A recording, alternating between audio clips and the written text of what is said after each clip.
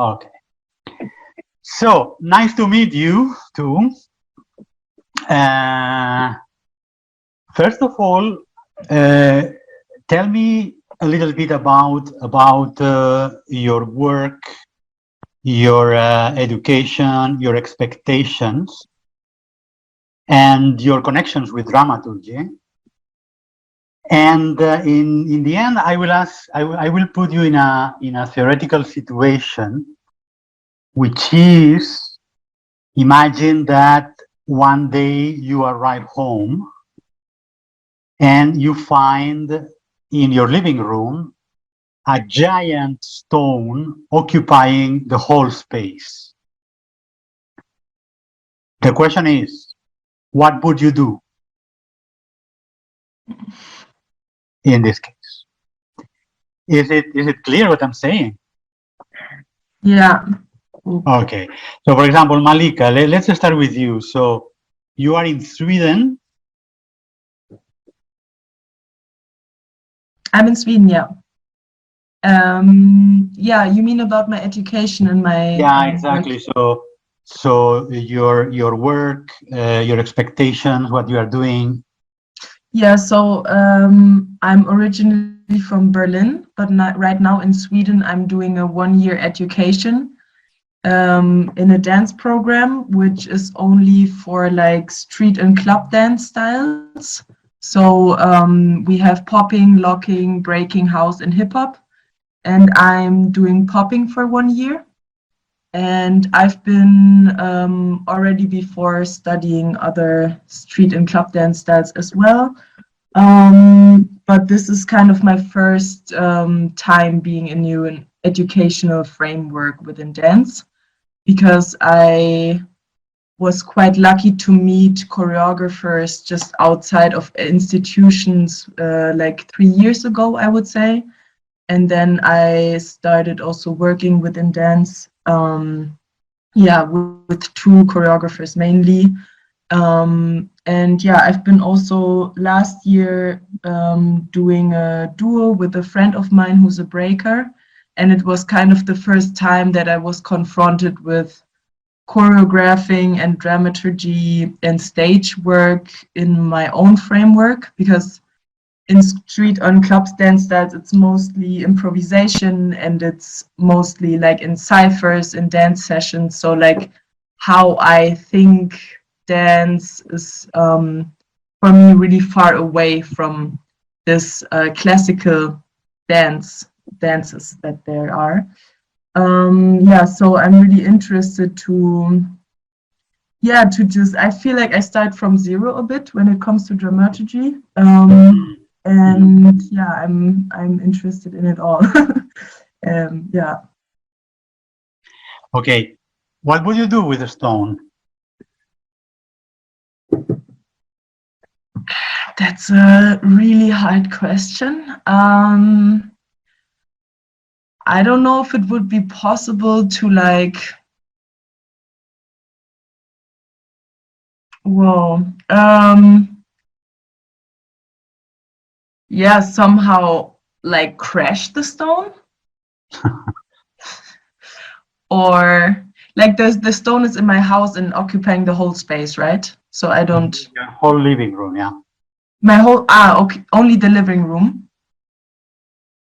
Okay, but still. I mean, Yeah, it's quite. maybe it's not shocking enough for you. No, it is super shocking. Yeah, I mean, I don't know. Like I would, yeah, I don't know. I would try to, if there are possibilities to like get a hole in it, live in the stone. I don't know. Like, so, yeah, to destroy it in a way, probably. Okay.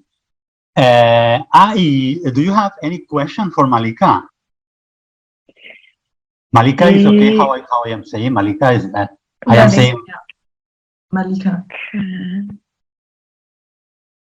So far, I don't know. Like I thought it's something like how you can come to like, I mean, like get into a dramaturgy and maybe some visions you have for, like, do you have some visions or, you know, to how to use it as a, I mean, as doing the work as a choreographer, or you just want to? This is a mean, question for Malika. Yeah, this is a question for Malika. It's like how you're going to use this dramaturgy in your career. I mean, like how you're going to use it, and from which part it inspired you, like you want to get to know dramaturgy more. Because we have the same like background actually, like we were both dancers. I'm also a dancer, but it is contemporary. So I was like a bit curious about this part. Yeah. Yeah, for me, I think as I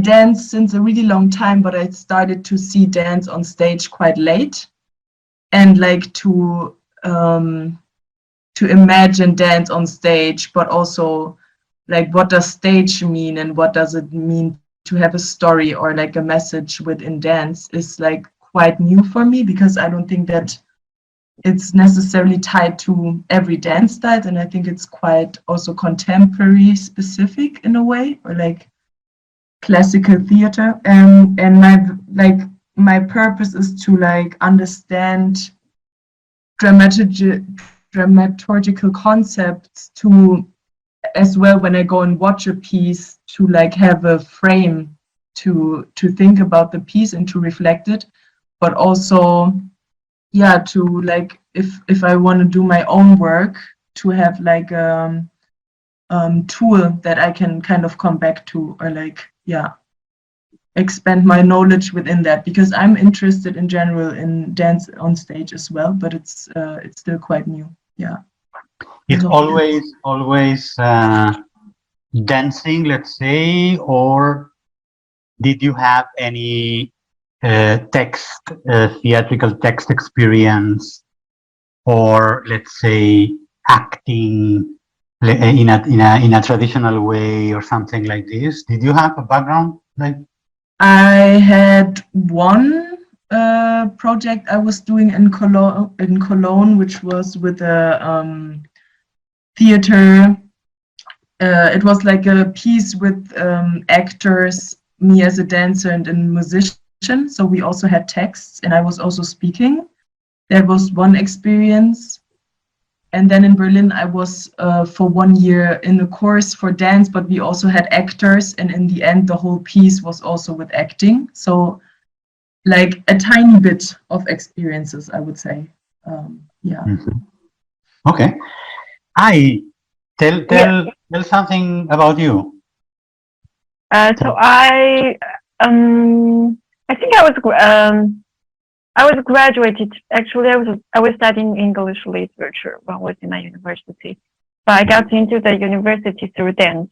So I started to dance about 13 in China, in the mainland of China, and then when I was in my university, I started to take like master class from those teachers from abroad, and because we have like several dance festivals in China.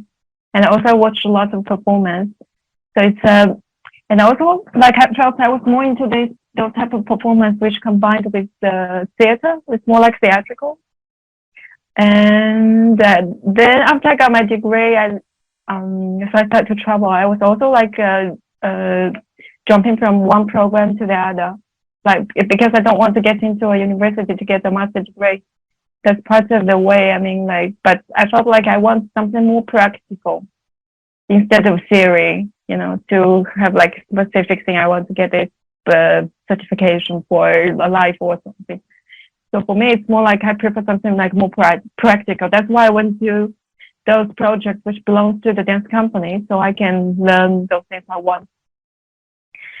And I think about so currently I was working as a freelance dancer and also like a choreographer.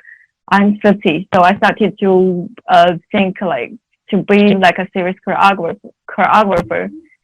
And then I came to Spain, and last year I found this project. It's more like a creative lab. So from here, I know like because of we have two teachers, so they were also giving this kind of like they also do.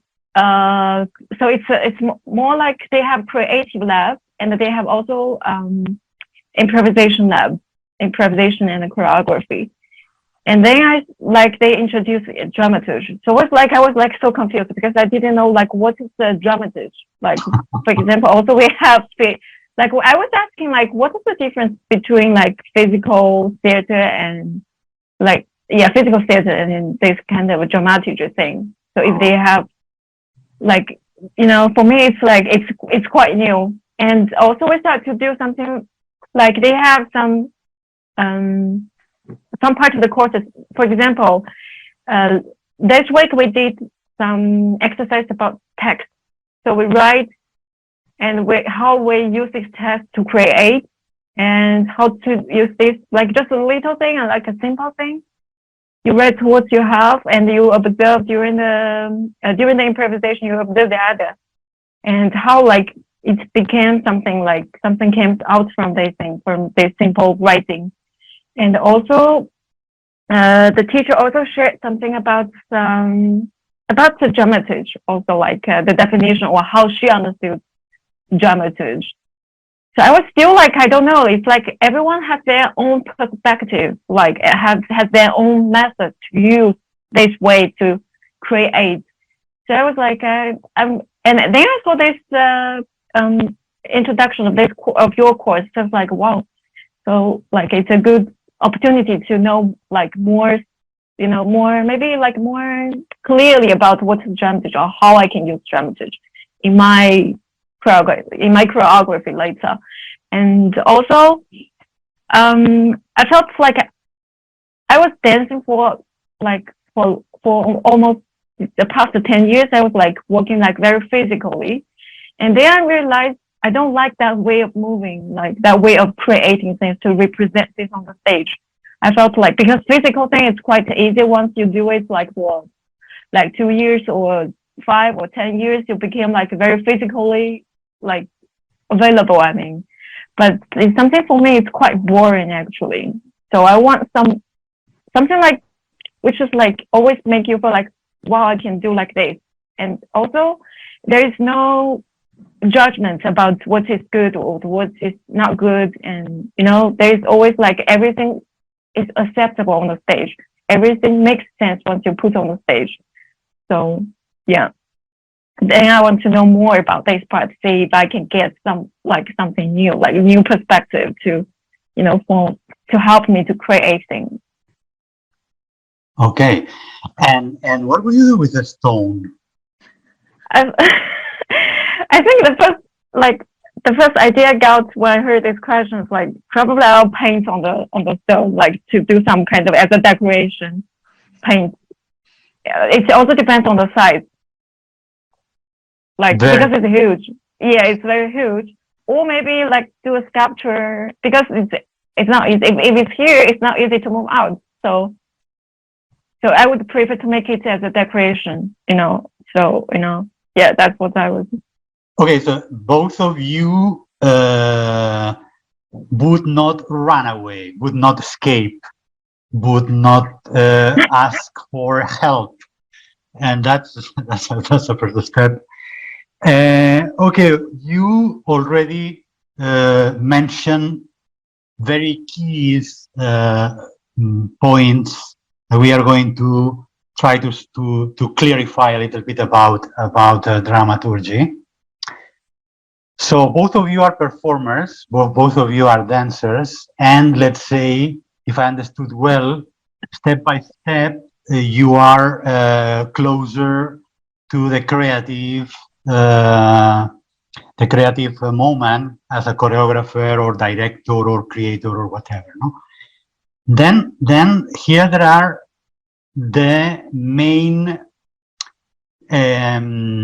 one of the main lines of my approach to this, that traditionally dramaturgy belong to the creators, to the mind of the director or the choreographer, and in some countries, in some cultures, there is already a person who who signs the dramaturgy of the play, whatever. And I focus because I strongly believe that there is a dramaturgy that comes from the performer, directly from the performer. There is not only in the team, in the directing team, let's say, but as well in the acting or in the performing team. This is one of the main things, and many others will come up now. But first, I would like to ask you to try to explain what is dramaturgy from your point of view, with the less words as possible.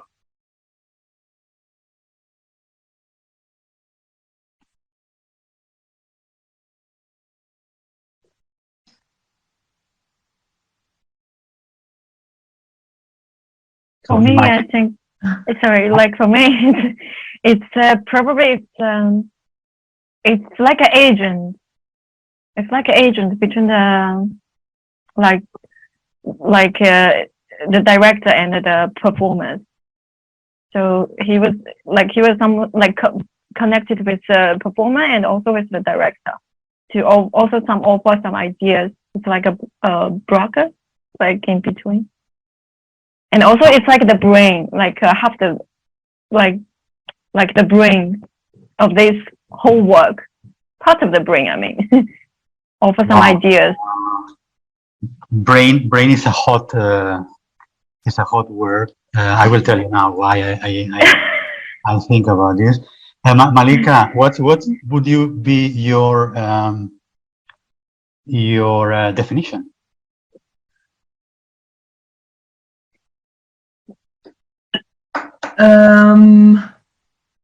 For me, a dramaturge would be somehow like someone who analyzes why, when, for how long is happening what on stage. Also like considering the audience. Like a decision making, but also reflection in a way. Yeah. Mm-hmm. Okay. Okay. Let's start at, breaking some cliches or destroying some very big topics about dramaturgy. For example, let me start with the brain question. So I would ask you, do you think that we can consider acceptable this duality, this separation between the brain and the body? Or is the brain another part of the body that belongs to the body? I think they can work separately, actually. That they work separately. It's like sometimes, like most of the time, I felt like we thought like the brain tell what your body do, but if you kind of like block your brain, like if through meditation, for example, you kind of like your brain's empathy, and then your body can achieve more actually instead of those acknowledging the brain has already. So for me, it's like they can work separately. And sometimes your body is even more smarter, than the brain. Like it's like the reflection. If you touch something, if you wait your brain to tell you to come back, then you got hurt. But this reflection, it's not connected with the brain. It's the reaction, So yeah, that's how it works for me, I think. And Malika, what's your opinion? For me, it's part of the body. Also, like the argument with separately, of course, your arm can also work separately from your leg in a really simple sense. Like, I don't think that it's necessary. Yeah, no, for me, it's one. In my opinion, but this is of course my opinion, I will say many things that you might disagree. Okay, so then go on and tell me I don't agree with you at all. And that's interesting for the discussion as well. But in my opinion, This is one of the biggest mistakes in our culture. Let's say Eastern culture, maybe, but in our culture, this duality, this try to separate the mind and the body. I think they are. I mean, from the material, from the physical point of view, the brain, as well as a part of the body, is in the head, which it belongs to, is connected with the with the other part of the body. And as you said, I can start working with my hand separately, and I can start working with my brain as well separately. And this is important to explore the connections between the mind and the body and the mind, how they are working together.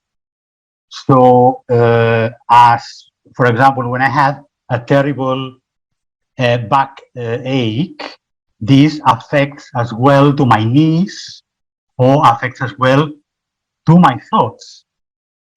And if we consider it that way, somehow it's easier to go through an organical conception of dramaturgy, meaning that for many people, dramaturgy, it's an intellectual task.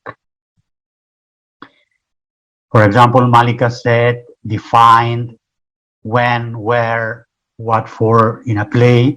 So in the traditional text-based theater, a dramaturg has some tools that they are kind of technical, so you can use them many times, like a recipe, and more or less are working, analyzing the text and knowing what the intentions of the characters, the conflict of the play, what to do, so blah, blah, blah. So then this is somehow an intellectual approach to dramaturgy. What happened when the director and the dramaturg is trying to share this with the performers? It's like when you try to speak Chinese to a Spanish person. Tú hablas español. I mean, you are in Madrid now. I don't speak Spanish at all. It's so, yeah, it's part of like my life in Madrid. I felt horrible because I don't speak Spanish. So, but then this is how the director is preparing the dramaturgy of the play with alone or with the dramaturg. It depends on the country. In Spain, for example, there are not really the figure of a dramaturg like in Germany or in Hungary, that there is one guy or one woman that are absolutely responsible, meaning that dramaturgy.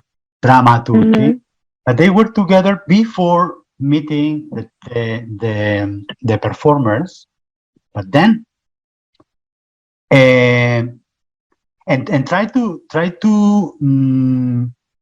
communicate to the performers that work, but the performers are talking another language.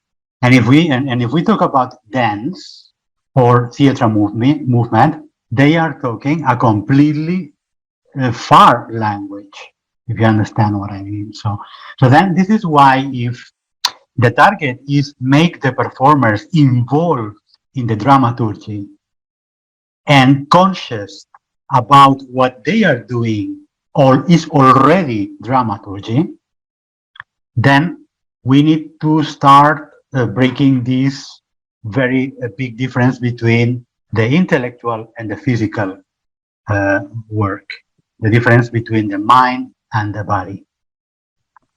Another thing is that, as I was saying, so there is one figure, let's say one person, that somehow takes care officially about the dramaturgy of a project, and starts drawing a kind of leading guidelines, and then everybody in the team must follow those guidelines, including the director, because many times the dramaturg is like a policeman that, you know, check the director's work, because the director is as well inside, very inside the project, and it can happen that during the process the director forget or get some wrong distance from the original plan, and then it comes the dramaturg saying, Mr. Director, what you are doing is not proper because blah blah blah blah blah. And I think this is kind of it's a work that it has its sense when we are talking about commercial theater, or theater that, for example, time, the stress of time is really an issue. But when we talk about a creation, and especially in this landscape, in these no borders between languages, which is theater, which is dance, which is physical theater, which is circus, and then the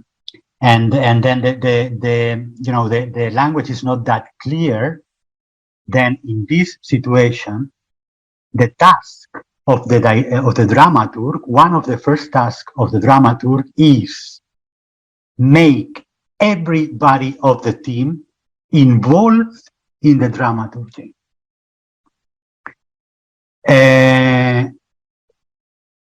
Then what is dramaturgy?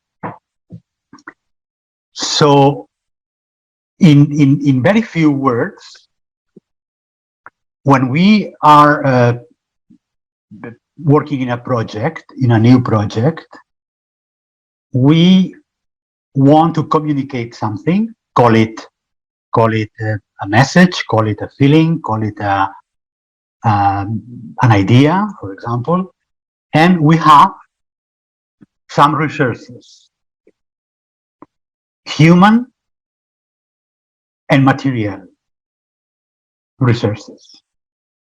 So then the dramaturgy is how we are going to use our resources to express or to communicate what we want to communicate.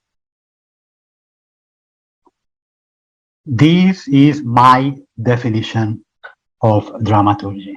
As I said, very sharp in a sharp way. I mean, there is a lot of definitions of dramaturgy, and many people will say,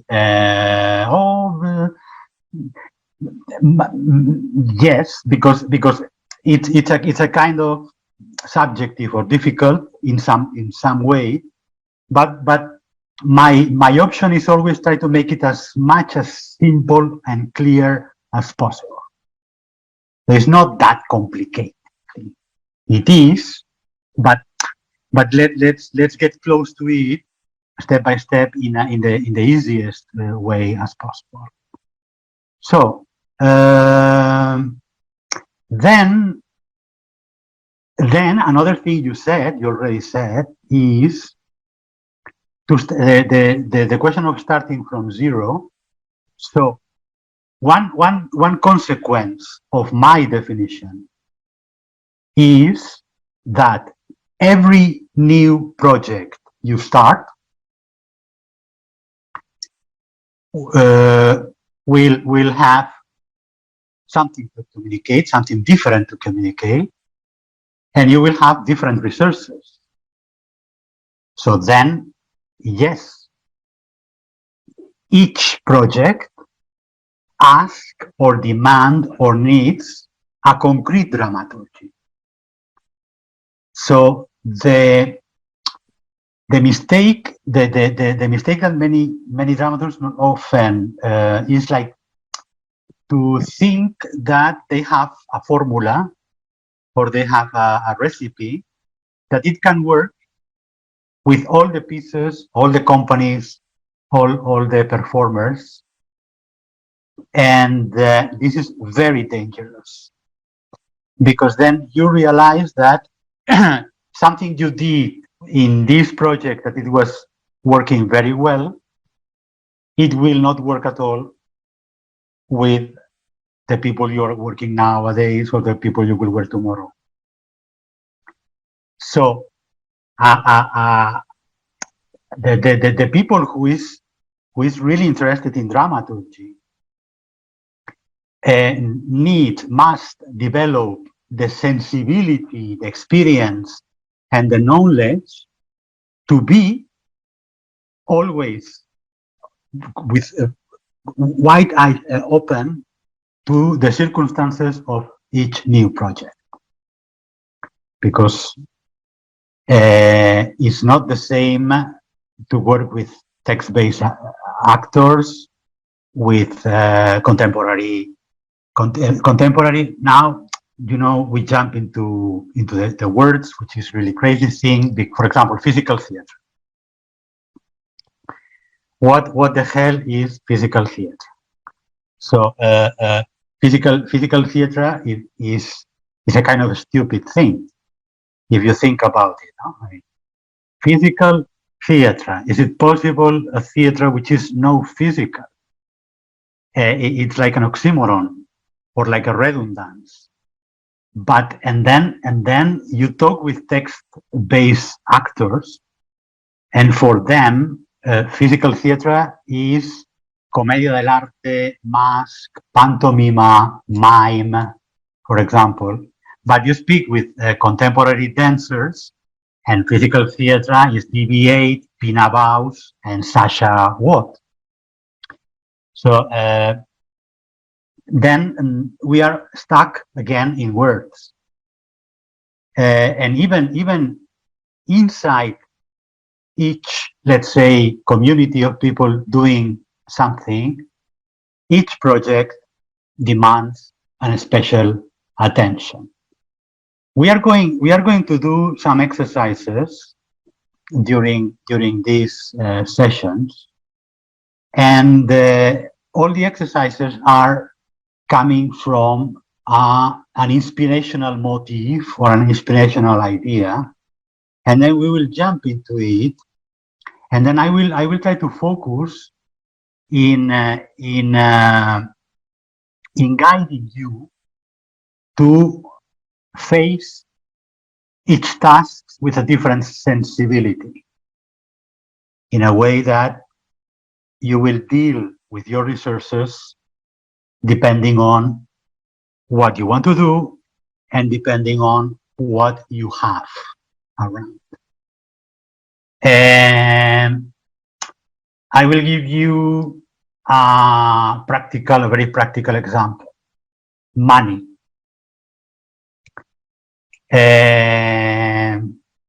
Money is not a subject normally that you can find in a dramaturgy workshop.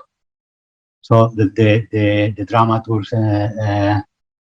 teachers don't talk about money, and I think money, it's one of the resources we have when we are creating a new project, and it's absolutely crucial for the dramaturgy of our project. It depends on the money we have to develop this project. This is going to influence our dramaturgical view. Would you agree with this?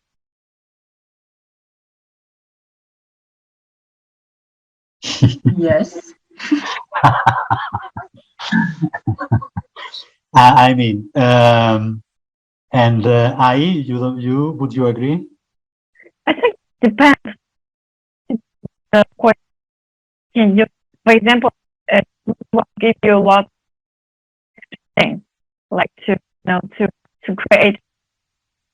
Also, like for example, if you have this money, like to feel like with this kind of thing, feel without something, right?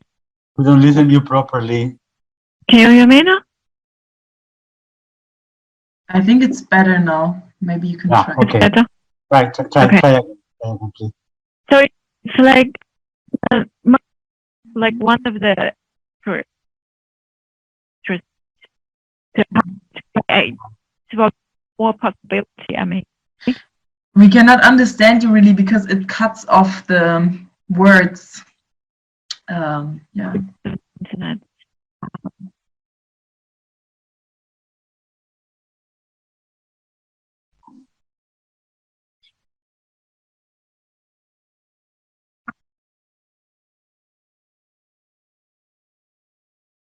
Hello. Okay. So for me, it's like money is something like extra. It helps you. Like it gives you more possibility. It's a circumstance, but the thing you were doing is not depends on it. So even you don't have this kind of financial support, but you can still, within this kind of specific situation, you can still create. Yeah. But let me try to be clear. So I am not saying that you cannot do things without money. You can, or with a few money you can. But what I'm saying is that the money you have, a lot or a few, is it's part of the dramaturgical process. For example, I will give an example. So one important dramaturgical decision is how many people do you want on the stage for your piece? And then if you think that your piece needs 10 people on the stage, you will need X money for that. If you don't have this money and you said, then you need to make a variation in your dramaturgical proposal. You need to adapt your idea or to rebuild your idea and do it with 5 performers or 3 or 2. This is why money is important for for dramaturgical thing, because our ideas in reality, when we put them in reality, those ideas cost money in a way. I think what is still abstract for me is that in the projects that I've worked, the choreographer was always like didn't had an extra dramaturgist. So it was like I think the one person did the choreography and the dramaturgy. So it's interesting to hear the specific kind of work that normally a dramaturgist do, because I also think like the word choreographer has like can be so different, like what the choreographer do. Like in some people's some cases they do like the whole movement, like they show the dancers the whole movement, and some the dancers themselves create some. So like yeah, I think this is really interesting. Yeah, the dramaturg, the figure of the dramaturg starts with the text-based theater. And then the rules, the formulas, and everything. And step by step, so then during many time, the choreographers did not work with dramaturgs. But it doesn't mean that there is no dramaturgy. So a performance with no dramaturgy, it's impossible, because dramaturgy takes care about the communication. So the meaning, the basic tool we have is the sign, and then you cannot avoid that. If there is nothing naive, there is nothing innocent. If you put one green apple on the stage in a black box, and then you let the audience come inside the venue, this is already, the meaning process is already generating. So there is already generating a meaning. We can discuss if the meaning is clear or not, or what is the meaning, or blah, blah, blah. But the sign is there, and then this is happening. So then the choreographers realize that because then this is kind of connected with a kind of classic contemporary dance, if you know what I mean. So contemporary, very contemporary dance, meaning, conceptual, based on forms, meaningless, somehow emotionless, somehow. So then many choreographers, you were talking or chatting with them, and they told you, I don't need a dramaturg, because what I do is creating some forms and some combination or with the bodies and the light and the colors and everything. But then when for example with Pina, when she was moving towards what we need to call theatrical, meaning that in my show I want to express an idea and I want to provoke some emotions in the audience, then that's the same as, you know, in the classical text-based theater, then is when I need, or I think maybe it could be useful to have a dramaturg. But then what happened in the beginning is that dramaturgs that start working with the choreographers brought the concept, the tool, the philosophy from the text-based theater. And then it was a crash, because what is, let's say, useful when you are doing Chekhov or Shakespeare is not really that useful when you are creating a piece like in DB8 or in Pina Bausch. So it's different work. So then the dramaturgs, then it was like, you know, like a kind of compromise. The choreographer prepared the choreography of the piece, tell the dramaturg, I want to express this and that, or to make people feel this and that. And the dramaturg was taking care about the movement and the acting of the dancers under cover by the movement, and saying things like, I don't understand this movement, or I see that this another movement is very touching, or why don't, but then this is like, you know, to start building something in parts and suing this, and then when it's possible to see how you did it. So it's not an organical way to do it.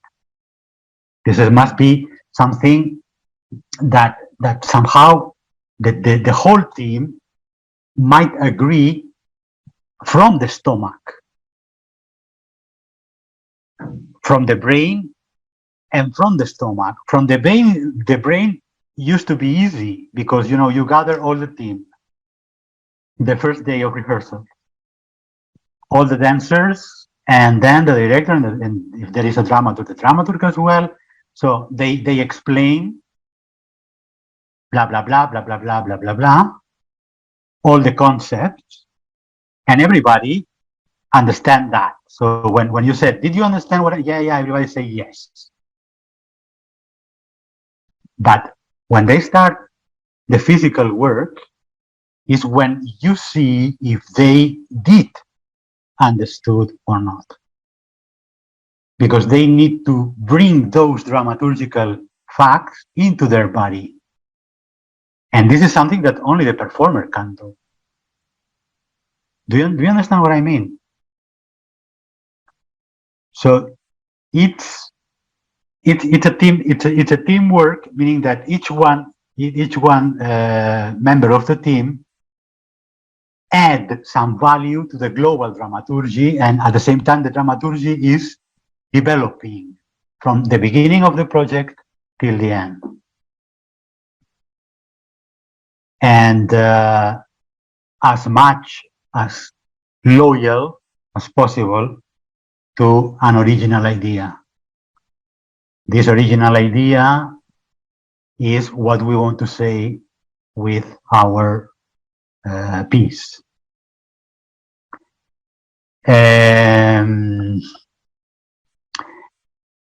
Some people put the focus in what I want to say, and some people put the focus in what I want the audience to feel.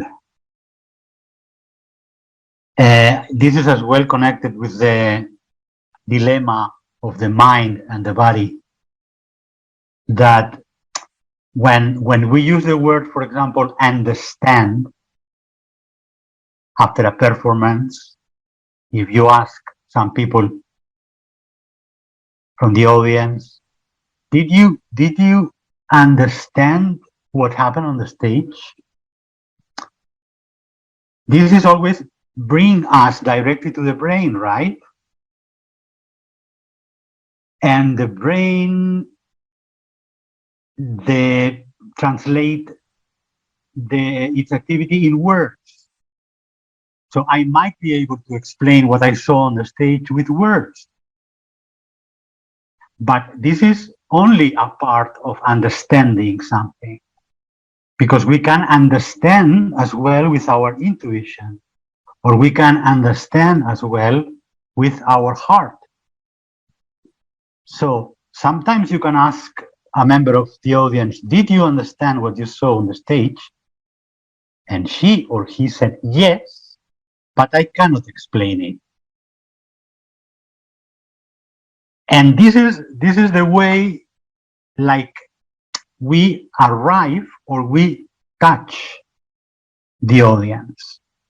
When I said that she was like bored or arrives to a certain moment in her career, is I understood like it's the moment when we realize, and I saw this in many contemporary choreographers or contemporary companies, that they realize that they are not saying anything.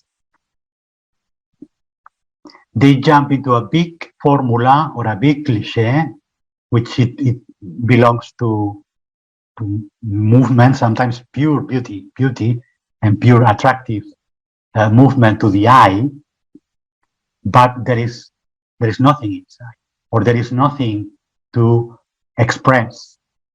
I think that the most attractive and interesting thing of performing arts is people expressing things to other people. And they might like it, dislike it, hate it, and understand from all the levels as possible, but there is an act of communication, let's say. So one of the first things many performers must ask themselves all the time when they are on the stage is why I am here. And why I am here, it's connected with the dramaturgy of the project. So if you are working with other performers and they don't know why they are there, then they are not connected with the dramaturgy of the project. And why I'm saying why, not where and when and what for. The main question is why. It can be, I don't know, one day, one performer that was working with me in a rehearsal, she stopped what she was doing and faced to me and asked me,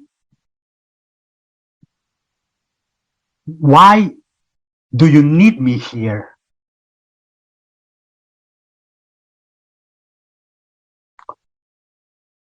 And in that moment, one must have an answer. If you realize that there is no answer for this, then maybe it's like I should think about if I need her or him or not. Do you understand what I mean? And this is very strong things connected with the drama, because many people start building a piece like, come on, let's make this and that, and let's talk about death, or let's talk about motherhood, and we are going to do this and that and put some projections, but all what we are going to do, every little detail and every big detail generates meaning, and dramaturgy is trying to have a control on the meaning that we are generating.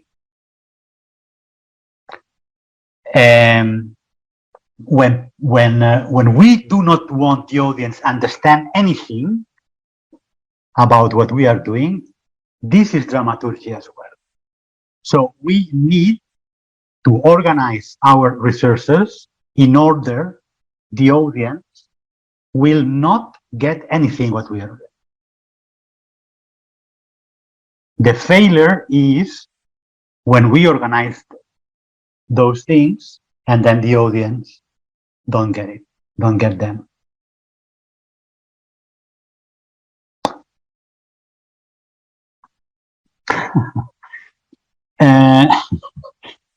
Tell me things about what I was saying. So if you agree, disagree, things that you understand or you don't understand what I'm saying. Actually, I have a question about the dramaturge, the role of the dramaturge, because I felt I was thinking about what is the role if all those things you mentioned it belongs to the dramaturge. So what is the role of the director, or what is the role of the choreographer?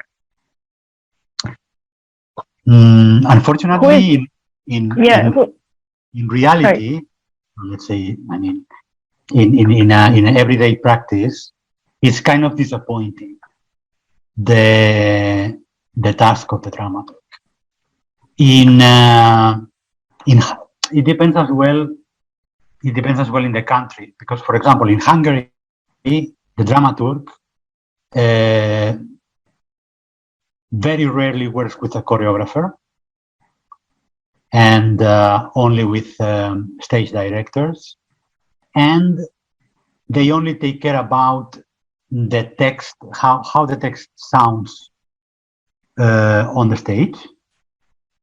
So, for example, this sentence is not very, very real. So maybe we need to change it in a way that it's easier for the actor to say it, and for the audience to don't think that we are inside a book or something like this. And help the director to organize the leading guides of the show. For a text-based play has a story to tell. There is a way to prepare a conflict and a way to solve this conflict. And this works. How do you organize the action in sequences? And this is when the characters has its intention clear. And then you can imagine this like a clock, like a machine. And this is what the dramaturg does before starting the rehearsal. It works with the director. They agree. The director, they say, I want to do this, but then I don't know how to do it. And then a good dramaturg might give some ideas, but then everything is fixed before starting the rehearsal. And then once the rehearsals start, the dramaturg disappears. And this is really shocking because then they disappear, or then they come once per week or once every 10 days in order to check. That's what I said, that they are kind of policemen, to check the work, if the company, including the director, is working properly in the direction as it was set in the beginning of the process. And if they see that something is not working, then they tell the director. They don't tell the actors. And then they come to the preview 3 days before the opening. This is one of the most frustrating things when your dramaturg is coming 3 days before the opening night and tell you, too long, or this scene is not clear at all. At that moment, hardly we can do anything. So that's what my proposal is, that the dramaturg gets involved with the team and makes the team involved in the dramaturgical work, because even we stay in a text-based theater. If you ask a couple of actors to start one scene with some improvisations, this is gold for the dramaturg, because the two performers, the two actors, when they will start the improvisation, will start generating these signs and these meanings in an organical way, and it will be infinite better than what the dramaturg thought alone at home in front of his computer 2 months before starting the rehearsal. And then the dramaturg working as a piece, sometimes we call it external eye, maybe a little bit coolest than the director, because the director is an external eye as well, but the director is, let's say, much more committed with the project. But then, did I answer your question, Ai? So then when it comes, the choreography is the right moment, is the best moment, that instead of considering one choreographer and one dramaturg, which normally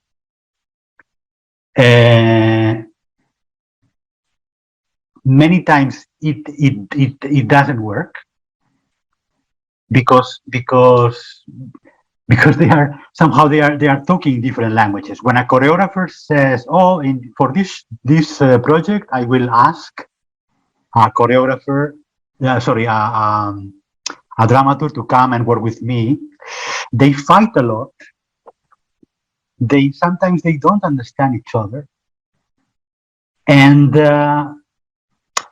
many times the choreographer gets the feeling that I don't need this, because I am working with abstraction, for example, not with narrativity.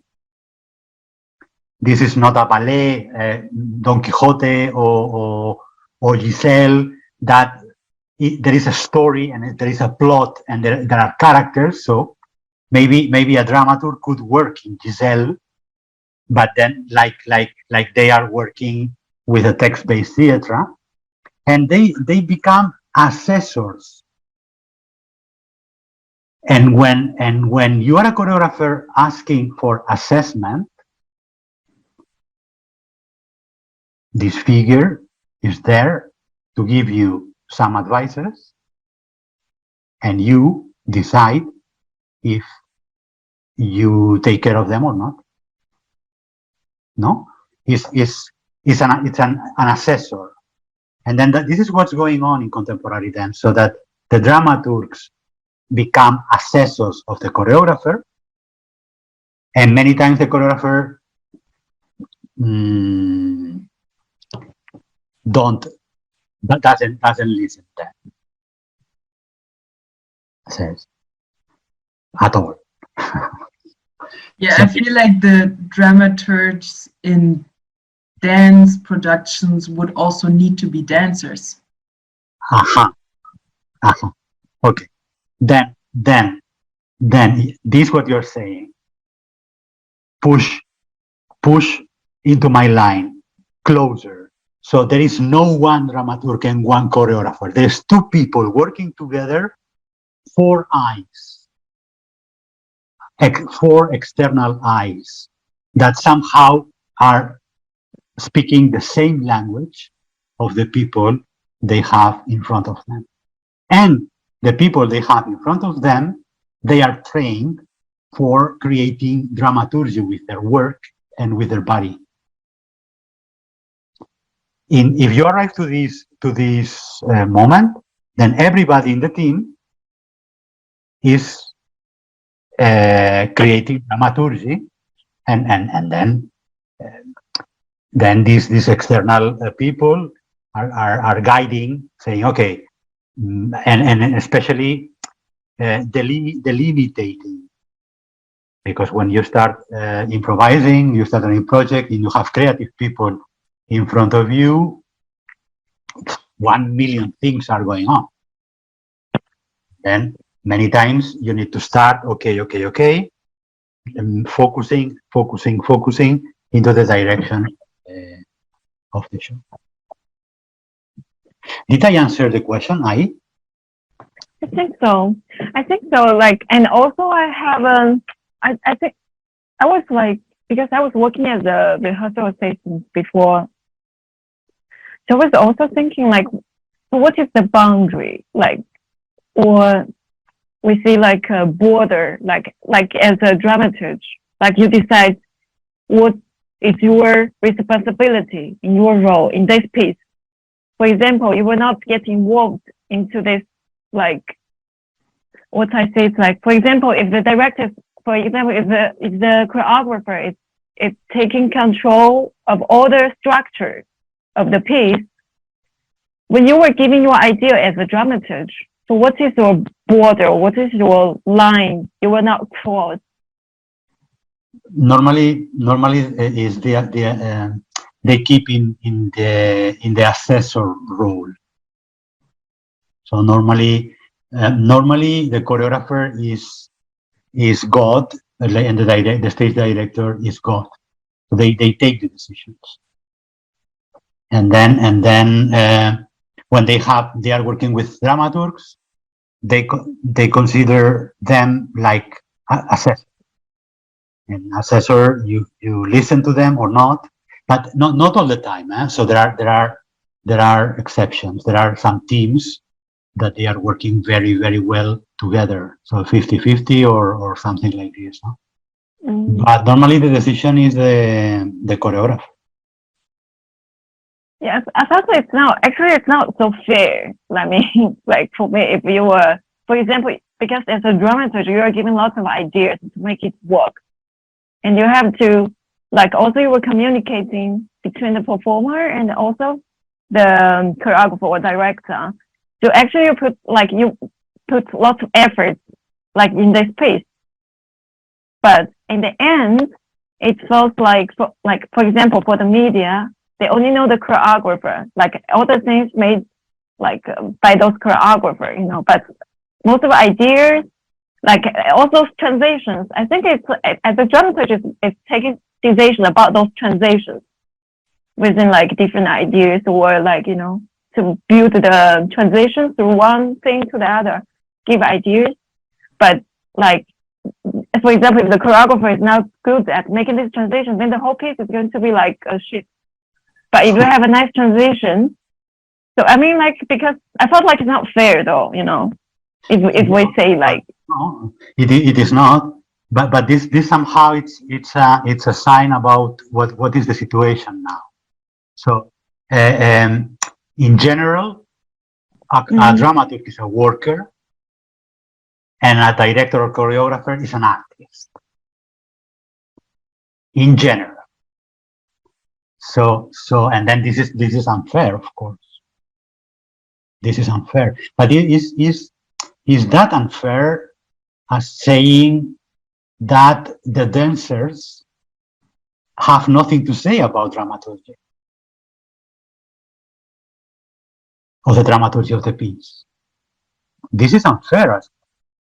This is when you are when you think that the performers or the dancers are machines or robots under your orders. And this is unfair. I think it's the same with the role of the choreographer, because how I experienced it, it's also the dances generate a lot of movement material. So they kind of choreograph, but then the choreographer films it and just puts it together somehow. But like, I think like these names and the roles are can be so different in projects, and it's really like, there's this hierarchy and how, like what is made out of it. This is a hard, I mean, extreme. But this is what I'm saying. I mean, the performers can build a piece intuitively or unconsciously, say it as you wish, and this is building a dramaturgy.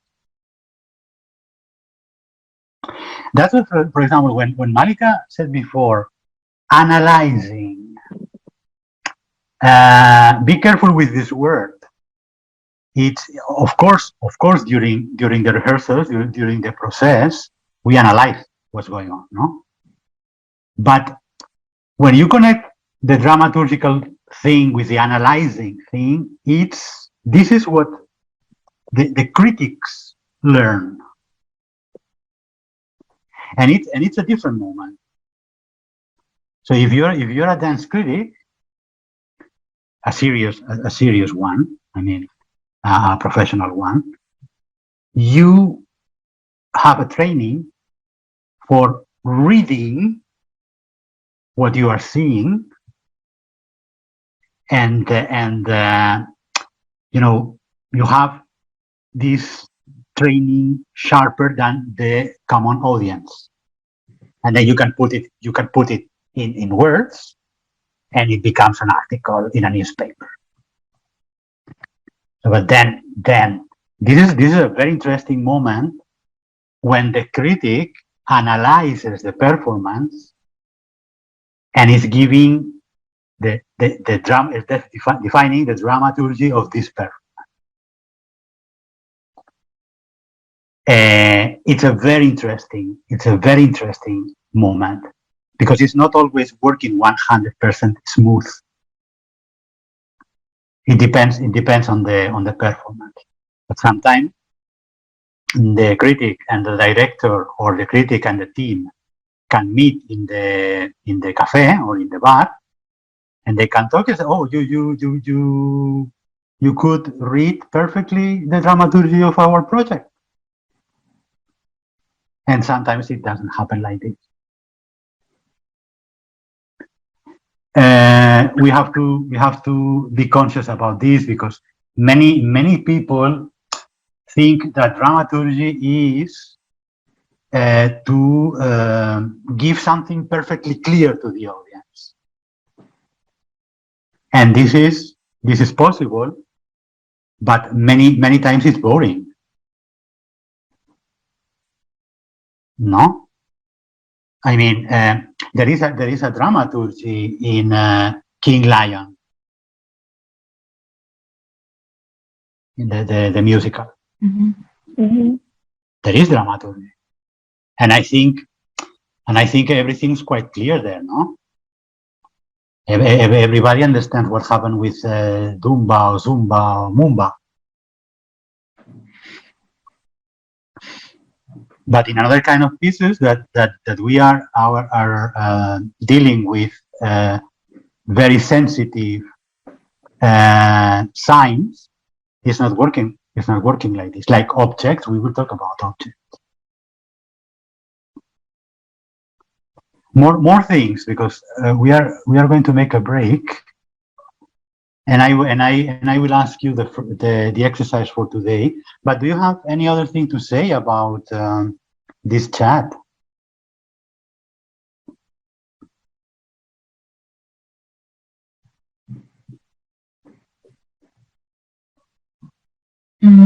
I think for me it was quite clear in a sense that like, for example, this duo piece that I did with my colleague, we had a dramaturgist that was there to, before we started to piece, to ask us about what do we want to tell to the audience, stuff like this, and the aesthetics, and asking questions was more like workshop based. But then she was also coming to our rehearsals every now and then. And I think it was the first time that I was, confronted with all of these questions, because normally in a project as a dancer, I wasn't part of the process in a sense that I knew what the choreographer really wanted, or sometimes it wasn't even explained in the beginning, was just like, okay, improvise with this concept, and then you just do it. But so I think I can connect it to that experience quite good. Which, Questions is the main tool. So we need to ask all the time questions. Mm-hmm. And if you somehow know what you want to do, then you step by step with the team create the piece in order that achieve this target of communicating what you want to do.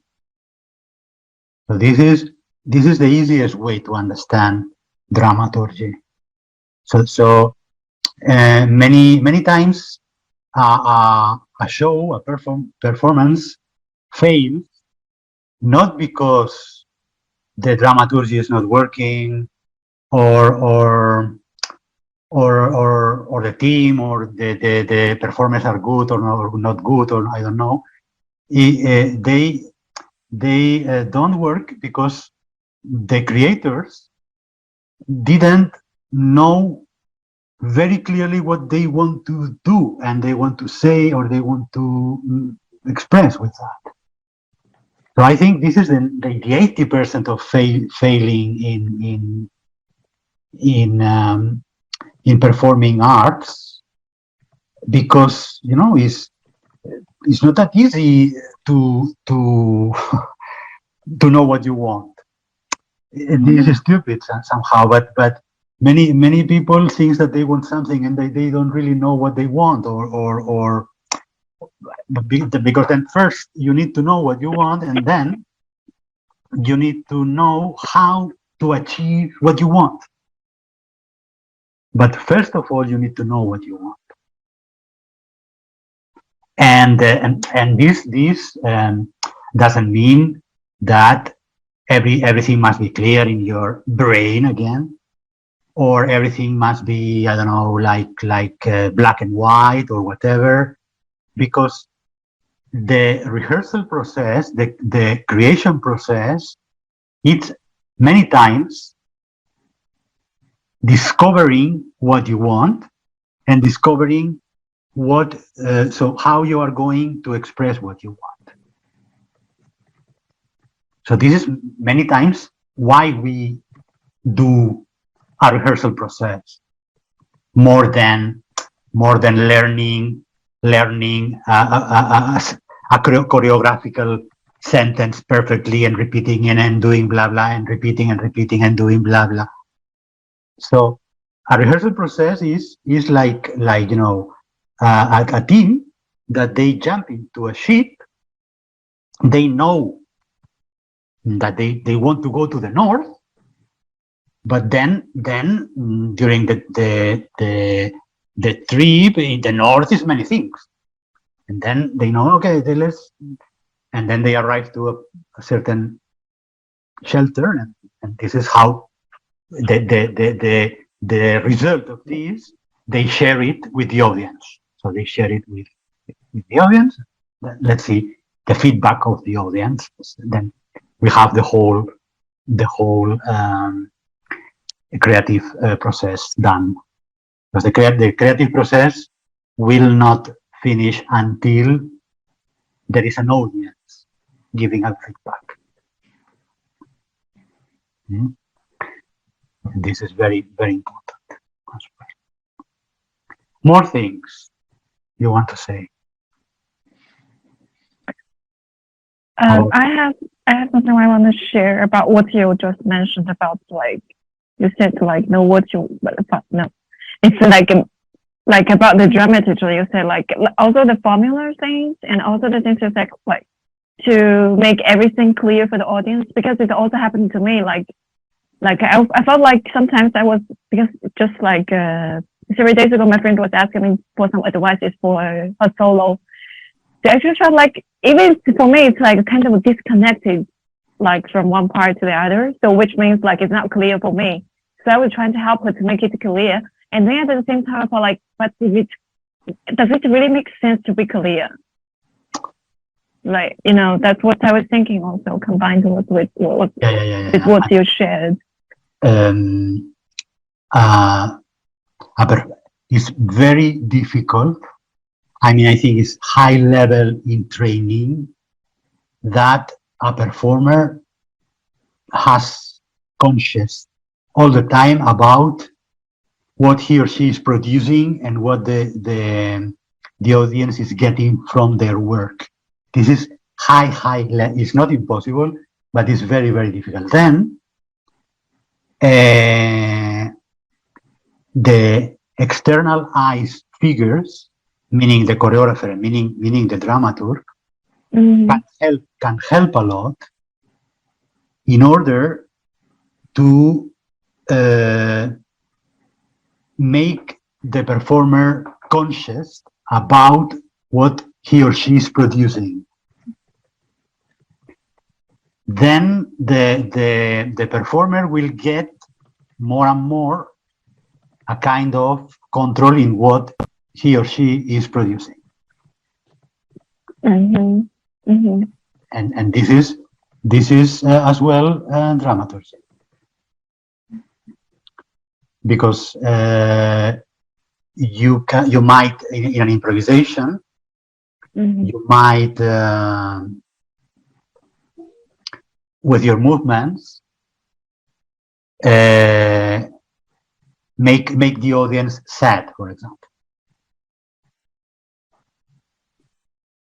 But then you must know and you must control that those movements you are doing and the way you are doing them are making the audience sad. And this is then what you want. If it's what you want, then this is a success. If you do not want to make the audience sad and then they become sad, it's a failure. The same with an idea. An idea has from 1 to 10, let's say, 10, a big arc of how you want to make it clear to the audience. You can make it 100% clear, or 0 clear, or then in between. So then the dramaturgy helps you to decide how much do you want from the audience to understand what you are doing. And again, if you do not want the audience understand, very blurry understand what you are doing, you will succeed. But if you want to make the audience understand what you are doing, but they don't, then you are failing.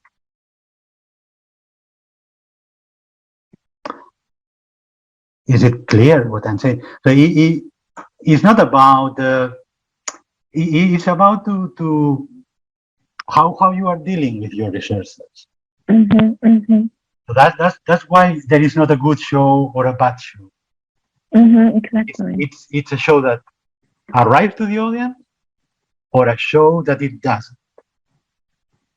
And then the checking thing is, did the audience get my point? Whatever it is, then you succeed. They didn't, then you fail somehow.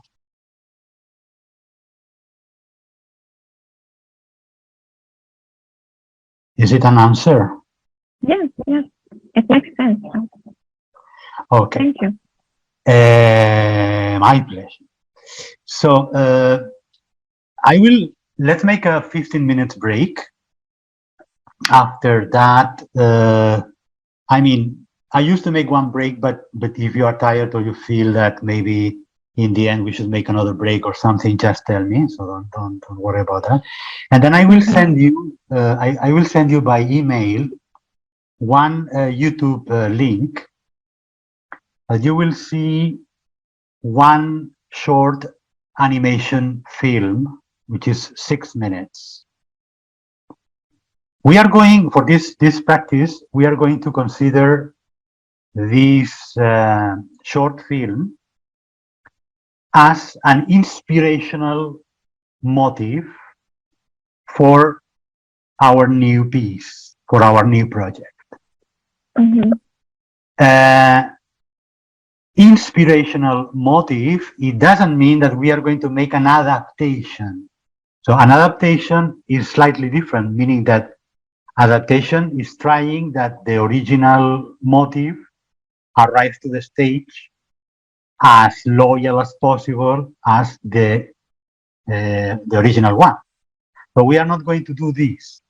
We are going to use always the materials I will give it to you, which is a video, text, a song, a picture, whatever, as an inspirational motive, meaning that from this, everything starts.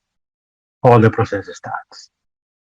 And then we are going to see in a practical way all the dramaturgical questions that we must answer to move on with this project. Is it okay? Do you understand what I mean? 15 minutes, it's okay to see the video, to have a coffee, to go to the toilet. Yeah, okay. Yes. Then see you in 15 minutes. Yes, thank you. See you later.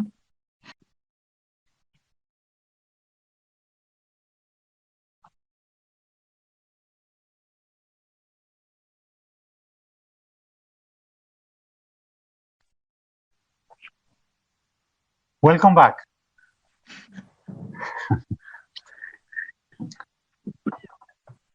Now let me know if till the end of the session you need a 10-minute break or something like this. Okay. Yeah. Okay. So did you see the video? Yep. Yes. Okay. So first of all, let's focus on the subject, not on the subject of the video, I mean, especially, but on what do you want to talk in your new piece. You got some inspiration and you see, okay, I will start a new project based on what this video inspired me. And then what is it?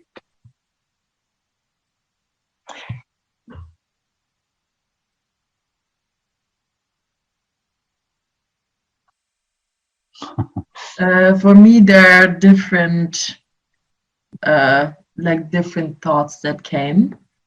It would be like the most prominent was like work for me and how yeah, like how she produced something without thinking what that does and like what happens, and also how she gave her all into her work or what she produced. And the second would be like the disconnection to the environment in a way, because it's, yeah, it was super random to just see the environment and then she's coming, sitting down and starting, and yeah, there's no, there was no connection for me really. Yeah, that was like two big things, I would say. Mhm. Ai? For me, I think the last image, it's quite impressive. It's the cut. So for me, maybe I'll try to do something about the cut. So it's an action, but it's also like lots of memories or choices you need to make. Like it can be like from different things. Like you felt it's, of course, it's what she cut from the video is just the hair with the strands, but it's also like the decision, how you take a decision when you have to make a decision. Like even if the direction or something, as a topic. So it also can be something like from your memory, like when it is hard for you to make a decision or to cut some connection or to cut something, like to make a decision. And what is like bring back to that moment, how you made the decision. Also like what is the image, or what it was the situation, how you're going to represent the situation, like in the moment, in present. So that's what I pictured from the video. Okay. Imagine that there is one people in the audience, one person. What would you like him or her to think or to feel, or both?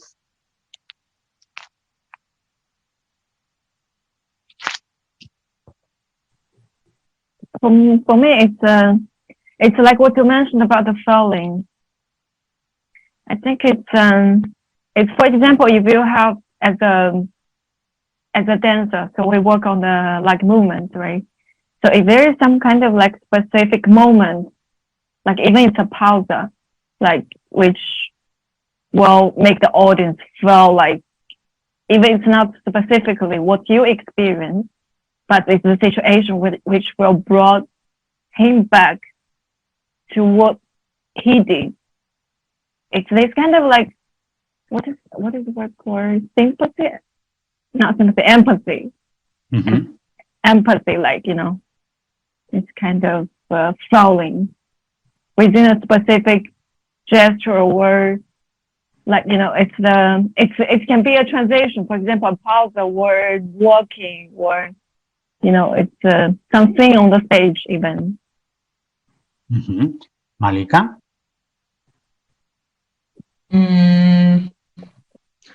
I was thinking about like endlessness, or like that, because I had this feeling when I watched the video of like, okay, this will never stop, and there will somehow be always a new idea introduced on how this, I don't know how to call this, the tissue can keep going and evolving. So I would like the audience to feel like curiosity, and a feeling of like, yeah, endlessness, that always there's no end to it. Always something new will come in a way. Yeah. When we start talking or thinking about the subject, it's confusing many times, because the subject used to be something disappointing, in the sense that it's very simple thing, or it could be expressed in a very simple way, and then appear the strategy, which then with a strategy is when things start becoming interesting. So, for example, in my new piece, I would like to talk about death. Then death, like expressed in this way, might sound very abstract or not especially interesting. This is when you share this subject with the team or with a performer you want to work with, is not really captivating. So, no? I would like you to work in my new piece. What is your new piece about? It's about death. But then the next step is like the strategy, meaning how or the point of view, how you are going to deal with this death thing.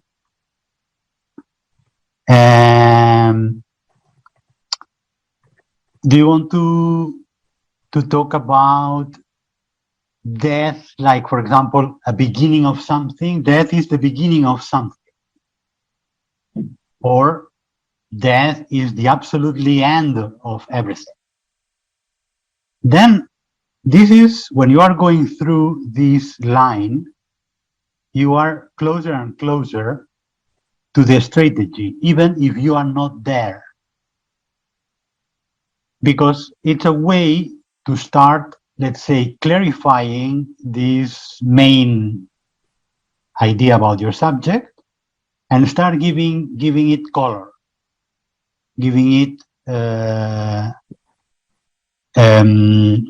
more open options. And then when you arrive to strategies, when you say, I will shock the audience at a certain point and make them really aware that death is something that they cannot avoid in their lives. This is a strategy.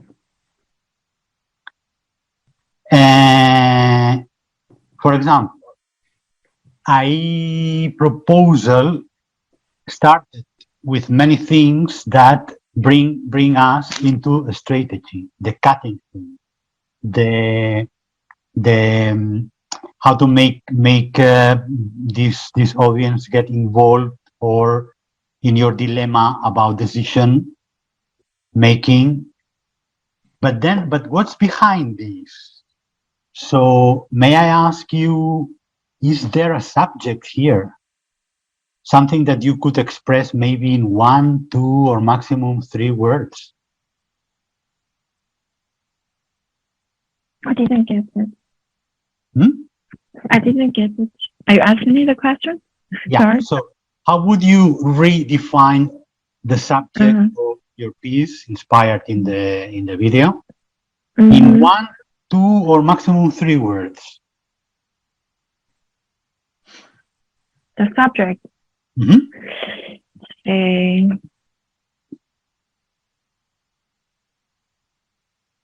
Does division count? Division. Decision.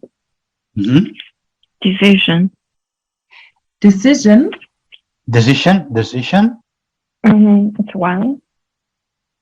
Like, for example, in the next step, when we go a little bit in detail, might be how hard is taking decisions, or how useless is taking decisions. I am thinking in loud voice, huh? So it's up to you. It's up to you. I think maybe it's more about the trigger. It's like it's this push to make you make this decision, to take this decision. So it's like something behind. You can understand this as a push or as a trigger, like something like. That's something. Yeah. What's behind a decision? Pushing. Mm-hmm. That's for example that's a subject. And Marika, in your proposal.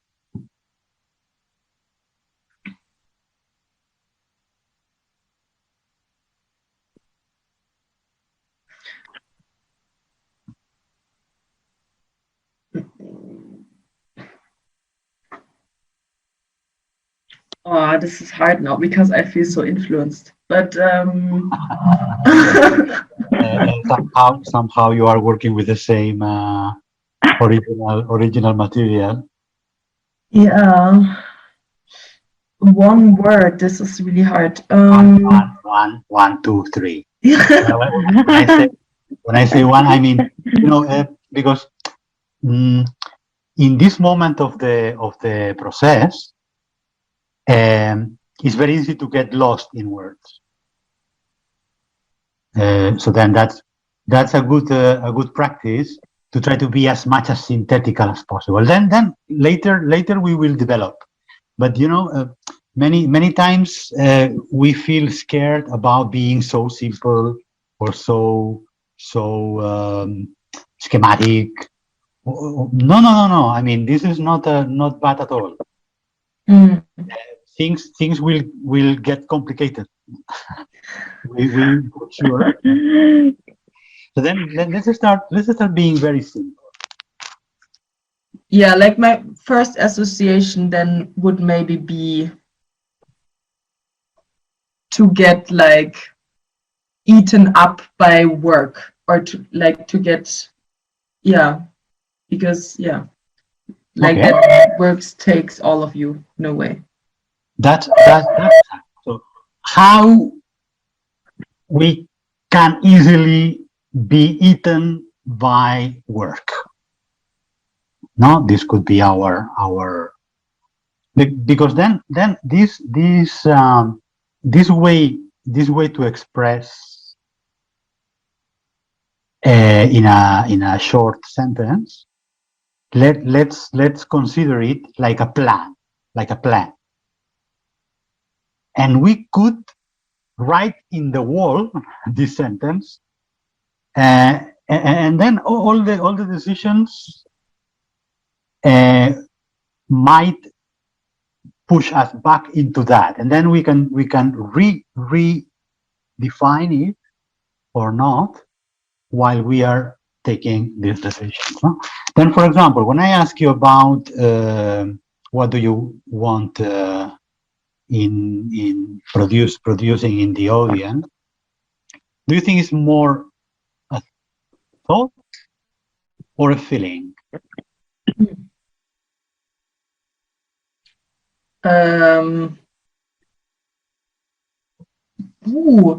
think easier would be for me to say a feeling, but then I would go for a thought. Yeah, because I can think dance more, for example, dance more in how to produce a feeling than a thought. So yeah. Just for me now, I would go for a thought, yeah. But if I understand you well, you think that with dancing is easier a thought or is more difficult? It's more difficult. Okay. Yeah. And then you take it as a challenge. Yeah. Okay. And I? What is it? You want more produce a thought in the audience or a feeling with your proposal? I think it's the first step is the feeling. Then after the feeling, like it makes you to think, so it's not only like just like some feeling, but because it's the feeling which triggered you to think about things. So it's like this. So you would like to produce a feeling that pushes Mhm. to a thought. Yeah, yeah. Good. Hmm. It's like the Uh, follow into the tool. Yeah. It's like the tool. Hmm. Are you writing down these things? This is because this is how we are going. Yeah. Okay. Okay. I see your giant. Yeah, it's like a huge one. Well, it looks like giant from the camera.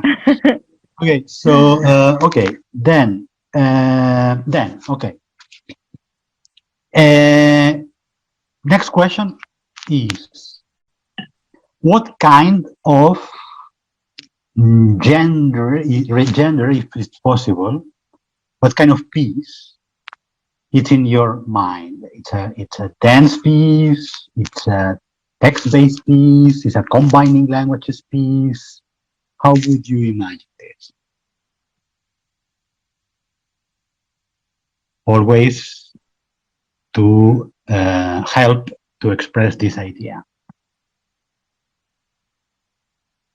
I was working, so I was doing some research about my way of expressing things. So for me, it's not theatrical and either physical, but it's kind of like the cinema thing.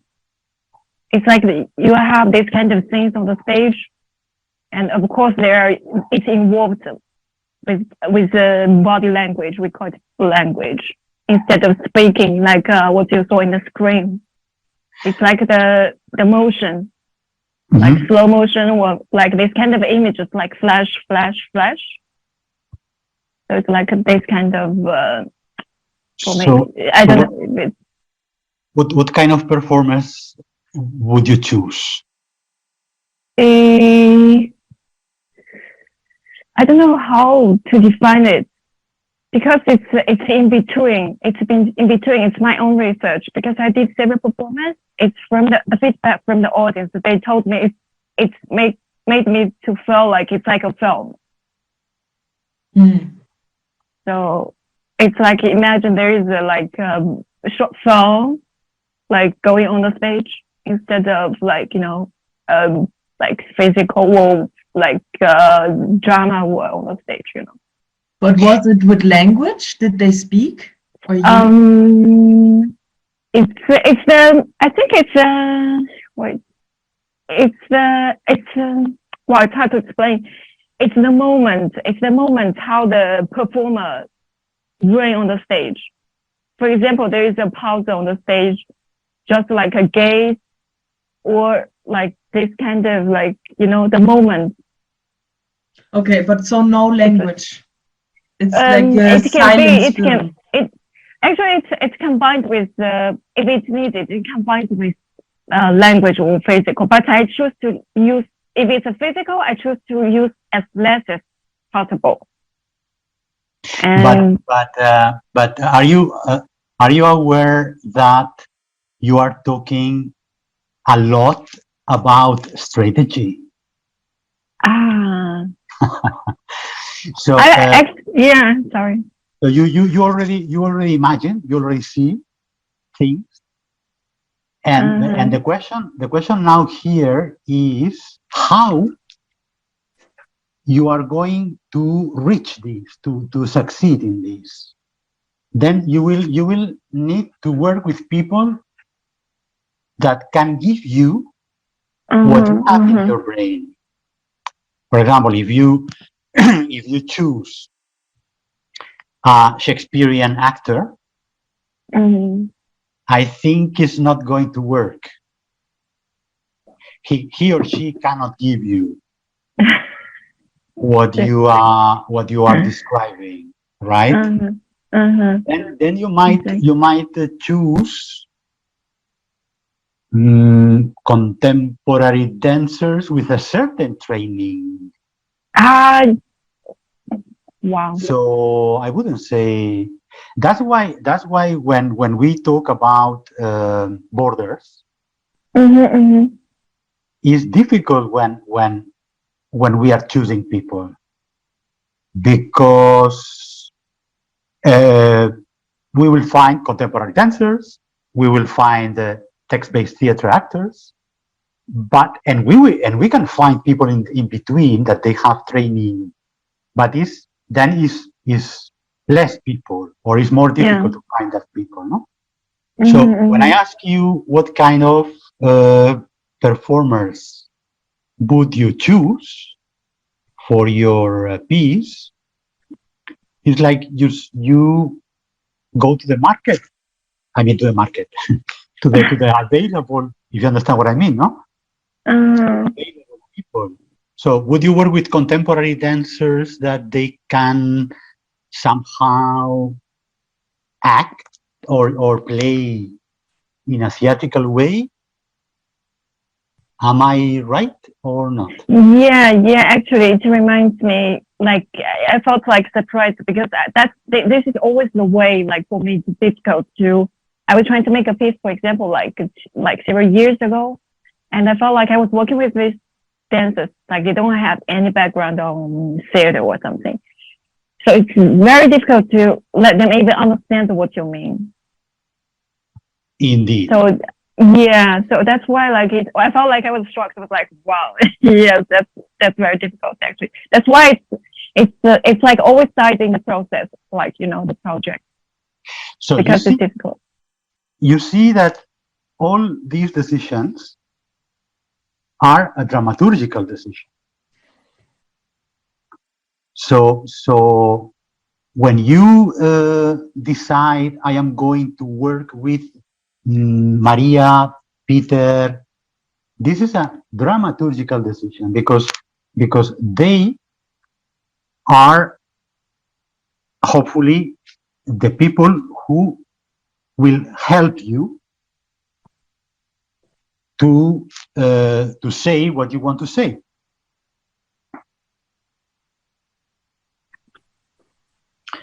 Malika, what kind of people would you choose?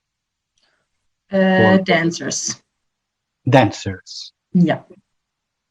What kind of dancers, if may I ask? I would choose popping dancers.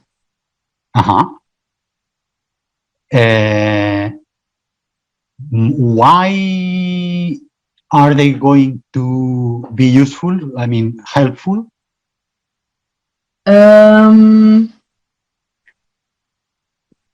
Because they can execute a lot of like detailed movement, inner body movement. They have different techniques when it comes to, for example, waving or animation,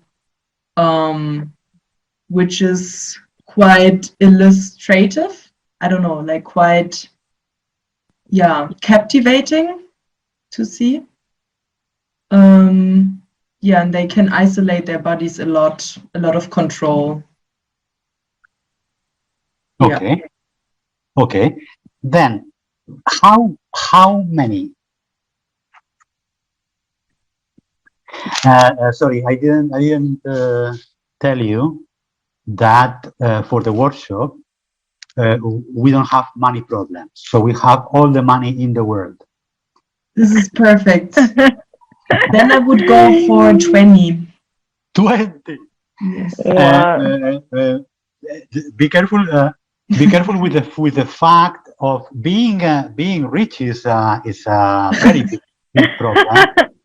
Being rich is a very big problem because when we have a lot of money, many times. So the money again is it's an issue to decide the precise money good for our project. So not more, not less.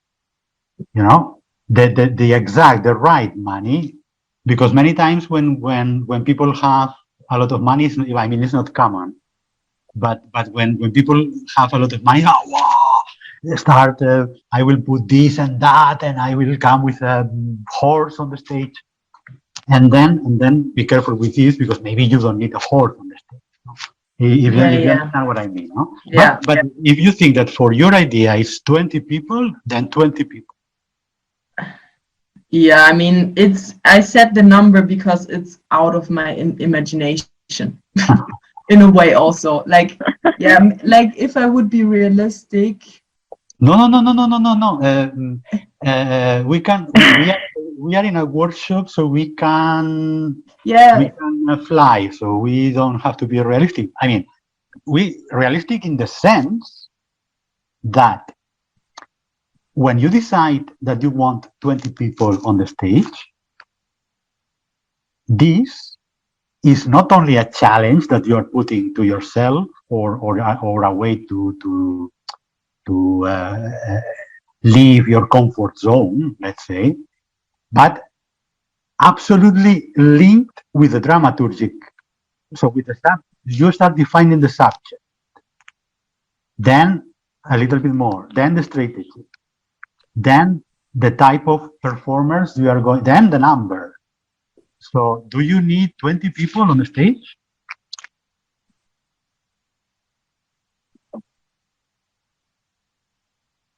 This is a really hard question because I don't know yet if I need them. The only thing I know is that 20 people can have together like a really big impact visually, or you can do a lot visually. But as I don't know yet what I do concretely, I just know the topic. What happened? What happened when we increase the number of performers in a choreografía, for example, in dance?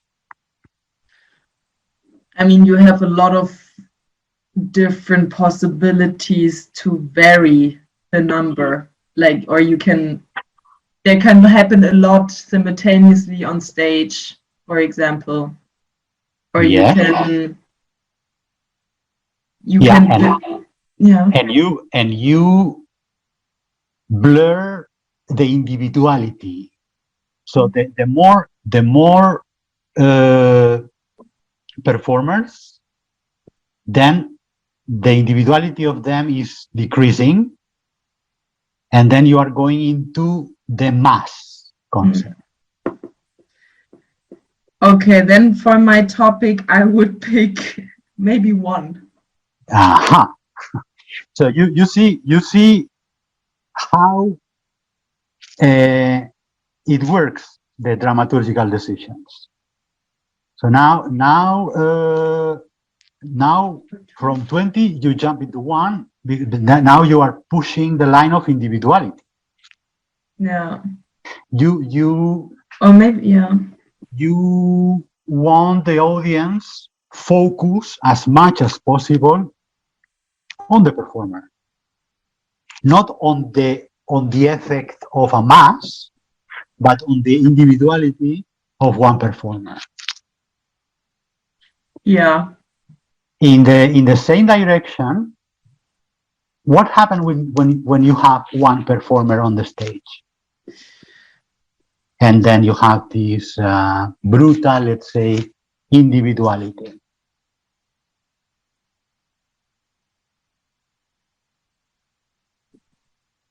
For me, one performer, like you're maybe a bit limited when it comes to how to tell like a story.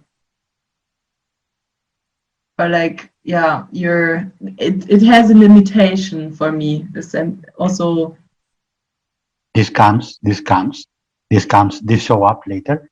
But mainly, the first thing is that is he or is she is the one. If you understand, do you understand what I mean? So when I see a solo, it's radically personal. Then it's not about it is about performing, of course, but it's about a personality on the stage. Mm. And this is very strong in dramaturgy, in the sense that you know, many times when we think or create a solo, many times is for him or for her, with name and surname. And maybe this solo is just only for her. It wouldn't be possible if another performer perform this solo. Maybe yes, maybe not. Mm. Do you understand Yeah. my point? Yeah. So we are in the right way. So it's one performer you want for your. Yeah, I would then go with one because it's a really specific way how the person gets eaten up by work. Yeah. So in the video, it's her. Mm-hmm. It's not a young lady. It's not a big boy. It's not a child, 8 years old. It's her. An old lady, but a concrete old lady. If you understand what I mean, no? Yeah. And the dramaturgy would change if I put a baby instead of her, no? If I put a baby doing the same, so in the same, it would be something different. Yeah. This is the way. How can we check many times our decisions? So, for example, Malika, is a woman or it's a man?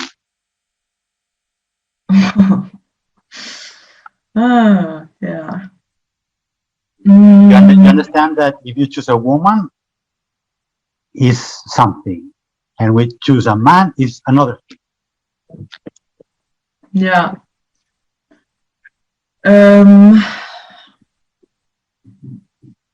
It's a woman. Okay. Okay. Good. Yeah. Good. How many? Yeah. I think I'll get 4. 4. Mm-hmm. Why 4?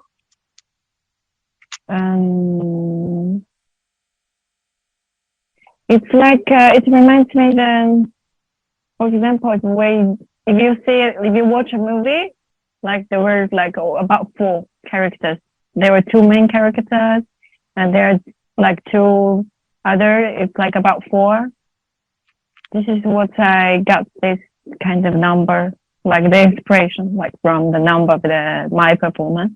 And it's also, I think 4 is enough for me to make the transition, you know, to it's more clear. Or 4/3, it depends. I mean 4/3, but it has to be 4/3. So have to be like clear. Would you? I mean, can you see the difference between 4 and 3? Yes. Yes, because I was thinking when I gave you the answer about 4, I was thinking if they are separate on the stage, I think 3 maybe it's better than 4. So that's why I said like maybe 3. So it's but I have to try through the practice. So there I see like either 3 or 4 to make the final decision, I think.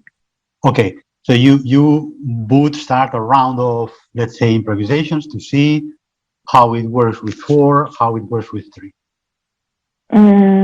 I think I'll start with the task from each one.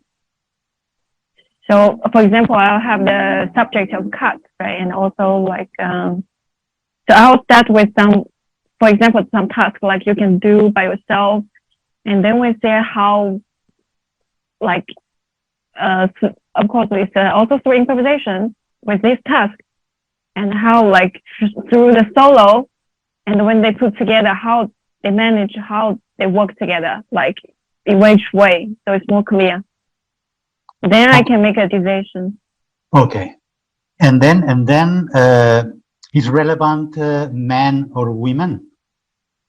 I think it has to be like involved with or a like what's that? Female and male. So how many? Wow, that's a good question. 2-2, 1-3. 1-3 or 2-1. If it's 3, I prefer 2 female, 1 man. It's more dramatic. And if it's 4, I would play like 3 men, 1 woman, something like that. Or maybe 2-2, like if it's 4. But with different age, if it's 4, like, you know, I have to make a. I want the character more like clear. Like, so if I put, for example, I will not choose the same height of the woman, of the female performer. So it's, I will choose like they have some difference, even from different country with different background. So it's more obvious. It's more obvious. So it's Now, you. So it's like you should write down everything you are saying, and then let's do this exercise. Let's practice. Like, come back to the original, checking each decision and seeing if it helps to move on your. For example, we are not going to do it with Malika. Are you there? Yes, I'm there. Okay. Yeah. I was just writing something down. Yeah. Sometimes I'm really scared about the techniques, the connection. Some people disappear or whatever. So it's for example, one thing that surprises me is what you said. Different nationalities. You said, no? Okay, let's check this. You choose performers from different nationalities. Let's go to the origin. This dramaturgical decision support, help, or not? Actually, it's brought lots of. I don't know if it's a good choice. Actually, it made me like thinking. If it's from different background, it's more. Maybe it's too much. I mean, to.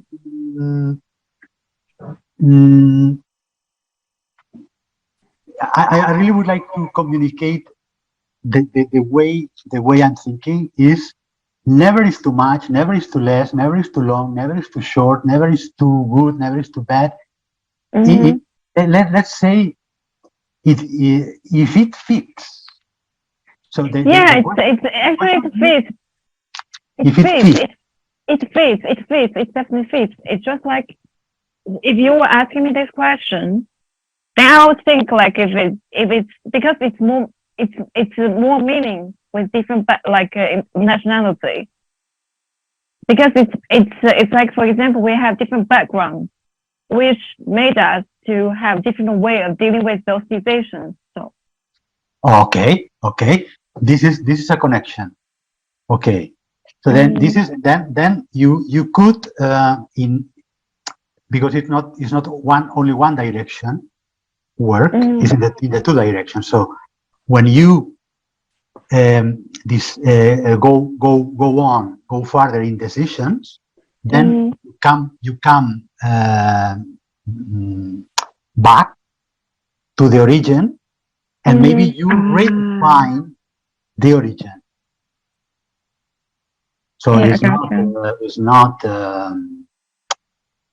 I mean, well, Well, this is up to you, because, for Mhm, example, mhm, mhm, some people when they decide the subject and the way mhm, strategy, this is untouchable.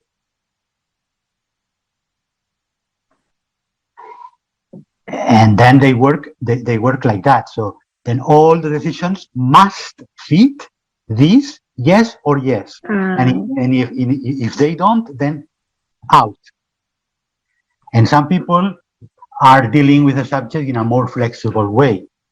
mhm, Many times, I mean, but mm, this is not bad.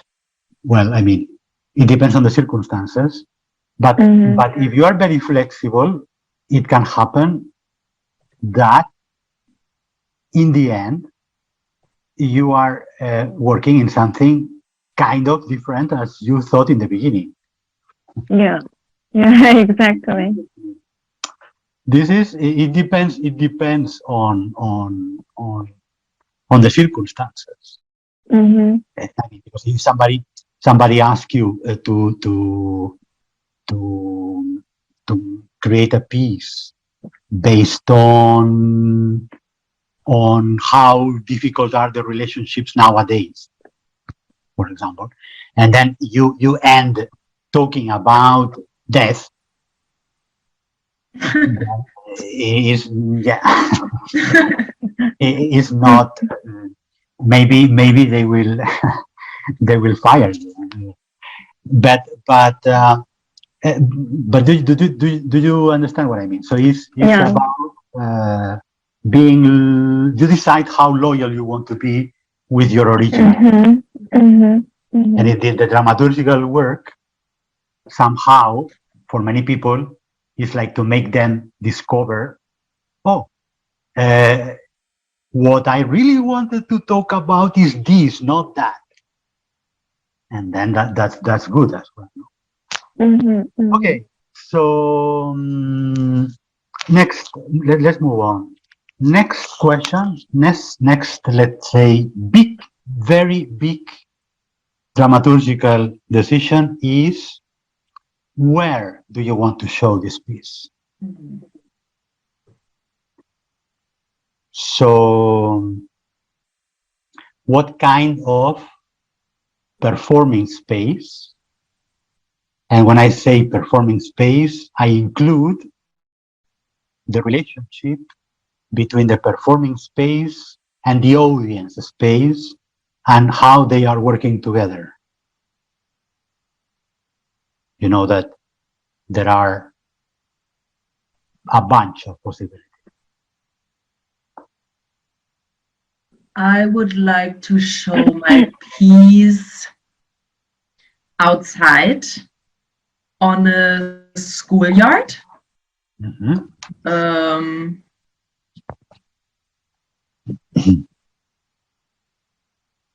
yeah, and the audience is in a circle around the performer. So the performing space, it's a circle, and then the audience is around the performing space. Yeah. Eh,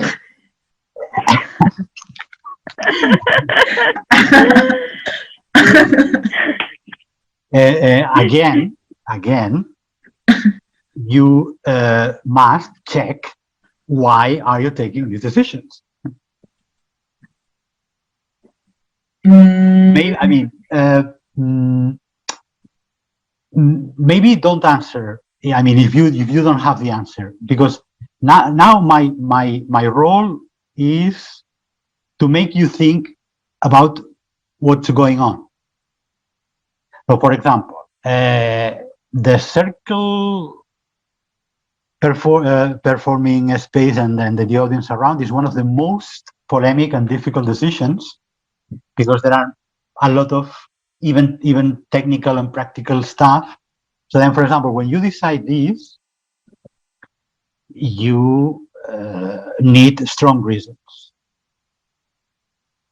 for the. Yeah. I mean, you need the strong reasons always. But for this kind of space distribution, let's say, you come back again to the original subject, and do you have reasons?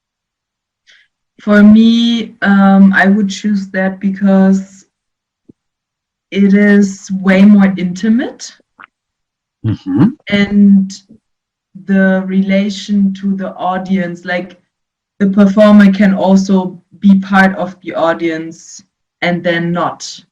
Like if the person, for example, choose to sit also within the circle, but also the audience can see themselves, I mean the other audience members, because they are in a circle, which makes it, I don't know, the performativity changes because the reactions are also visible to the others. So it's a thing of like, we're all in this together kind of thing. Sorry, the audience could occupy the performing space or no? I didn't thought about that yet, but no, but what I meant is if we have a circle and I sit here, I can also see the other audience. Yeah, you yeah, know, that's what I mean. That's what I meant. But not everybody is seeing the same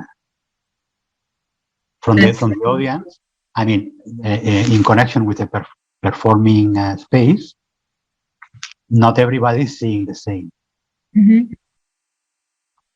So if this performance is running every night, and you come and you sit down in a different place every different night, you will see kind of different things, very, very different things.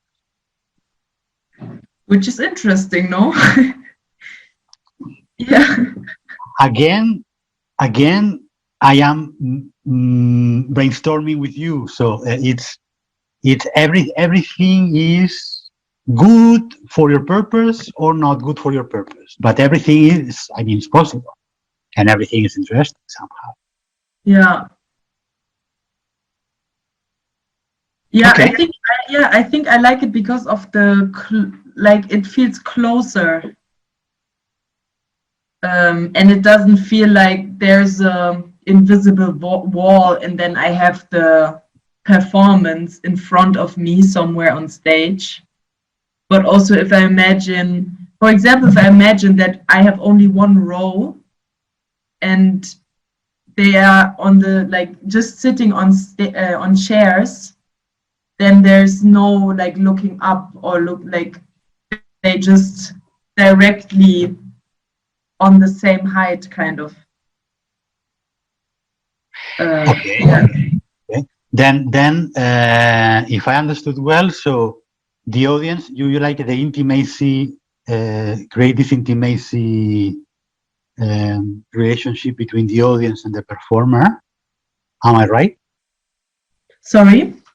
So your purpose would be create this intimacy. Then outdoors kills a little the intimacy more than indoors, no? True. Why outdoors? Yeah, this is now hard. I was thinking outdoors because of accessibility, like because of, I feel like the theater has like really specific codes, and people are either used to going or not. But if I have it outdoors in a schoolyard, maybe in a school that is not like where the youth doesn't go to the theater so much, it creates like a totally different thing outside of the institution. But then I understand the thing with that, like, yeah, you don't have a roof, so it's kind of open. Yeah. I mean, maybe it would be possible to just hang something above the heads, so you have a kind of like a, yeah, that it's not open to the sky. Yeah. Okay, good. Where is going to happen yours? I think I have two solutions for the space. Can you hear me? Yeah. Okay. So one probably it's like I prefer like simplicity. So if it's go this way, so I would prefer like on a stage which is close.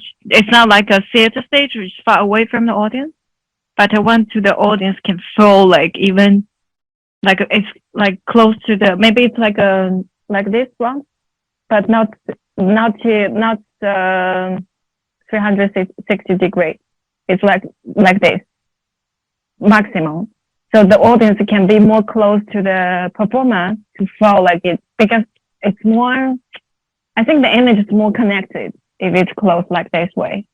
And I want the stage as simple as possible. Just bring the character of the person. Maybe with some how about the costume or the light. That's it. Simple. And the other solution is I would love to try it in like specific house. Like they already have sets inside. So we have different space or room for each performer.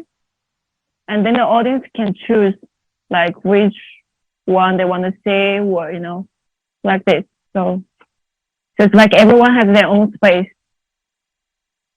And from those two options, which one do you think fits more with the subject?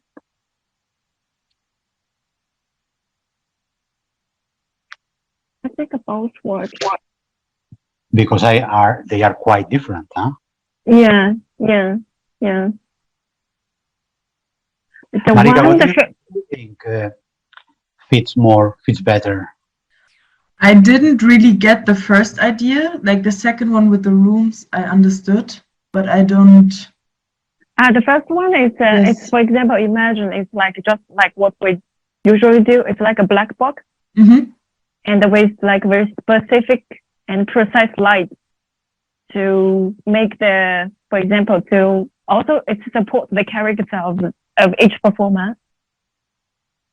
I don't need too much sets, like for example, like couch or light, like the lamp or something. I don't need those things. Maybe just pay attention about the costume or the dress or some things they're wearing. So to go like simplicity if it's on a stage like this, you know. I mean, what I imagine with the rooms is that if you say that the dancers or actors are in different rooms, then you create like 4 different solos in a way. It's imagined, so it's like for example, if we have 4 rooms, it can be the living room, even it can be the bathroom. So it's like this. But each place, it's like they were living in the same building, but they were not living together. For example, it's just like one situation. Like I'm in my house, there's nobody. I'm in the bathroom now.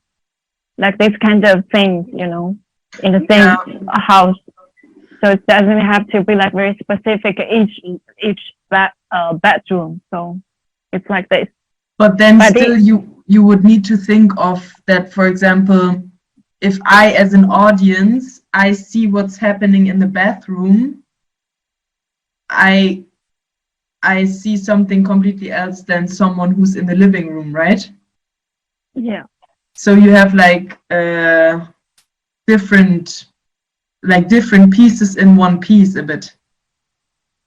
So I think that's a good question, because I think it's also a problem to let the audience get into the audience.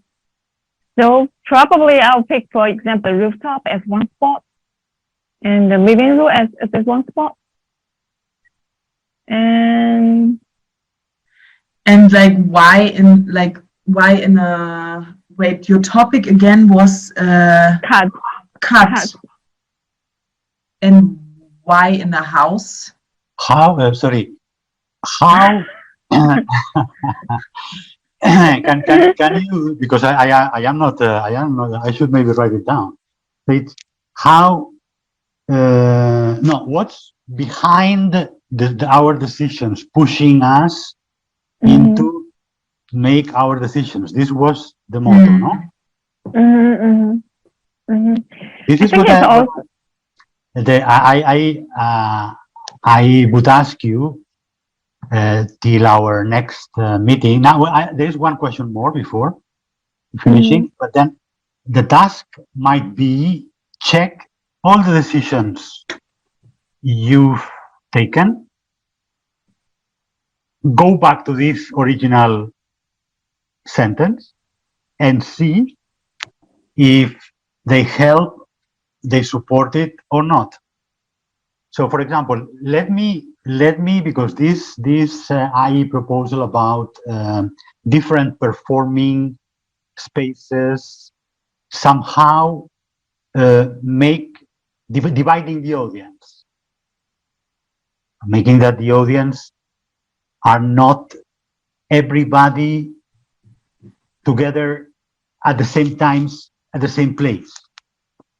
And then the next important decision that I would like to introduce you today, the last one, is how long is going to be your performance. And I introduce you my proposal of taking care about these two questions, space and time, all together. So not separately, because both of them are strongly linked, strongly connected. So like two different sides of the same coin. We cannot take care of them separately. Do you understand what I mean? So in my opinion, of course, no.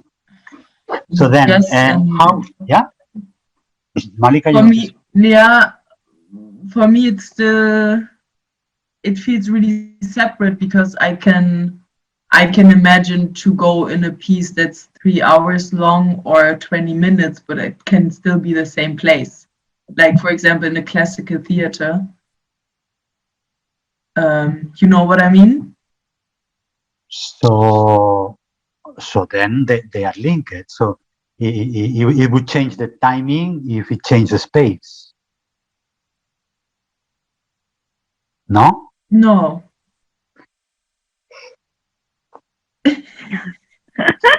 I mean, I understand that if I say now, Well, I mean, I want to, or no, I don't really get it. For me, it's like quite separate. Okay, I decide the space, I know the space, but then like I have the option of the time, you know?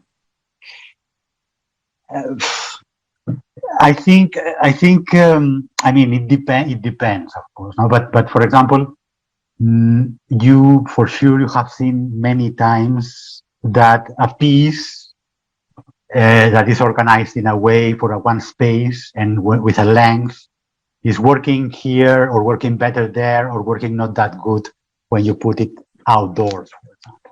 Okay, yeah. But I mean, but anyway, even if in your proposal you feel like space and time are fitting in a different ways of combining them, take care of them all together, or check how one influence in the other. For example, you say, okay, you have already decided your space. So, for example, Malika, how long is your piece in this outdoor schoolyard under the ceiling?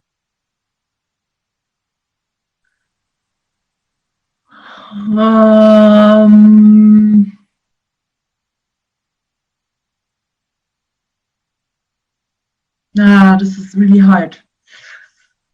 Do you think it would be the same if it's 20 minutes or it's 3 hours? No. Of course not. Like I was thinking either radically short, like 20 minutes ish, or longer, but then with a break. But then I was like, okay, why a break? And then outside. But yeah, no, I would go for 20 minutes maybe. The break, for example, it's a dramaturgical decision. In the opera, traditional opera, bourgeois, the breaks are very long and they are kind of a lot. Maybe 3, sometimes 4 if we were talking about Wagner, maybe it's 4 breaks. And then this is connected with the business.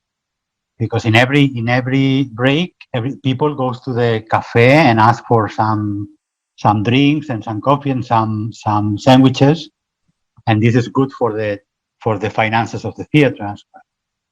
But every time you make a break, you cut the piece, and then you need to think about not only when you are cutting it, what happens if you are cutting it, and how long you will cut it, because this is going to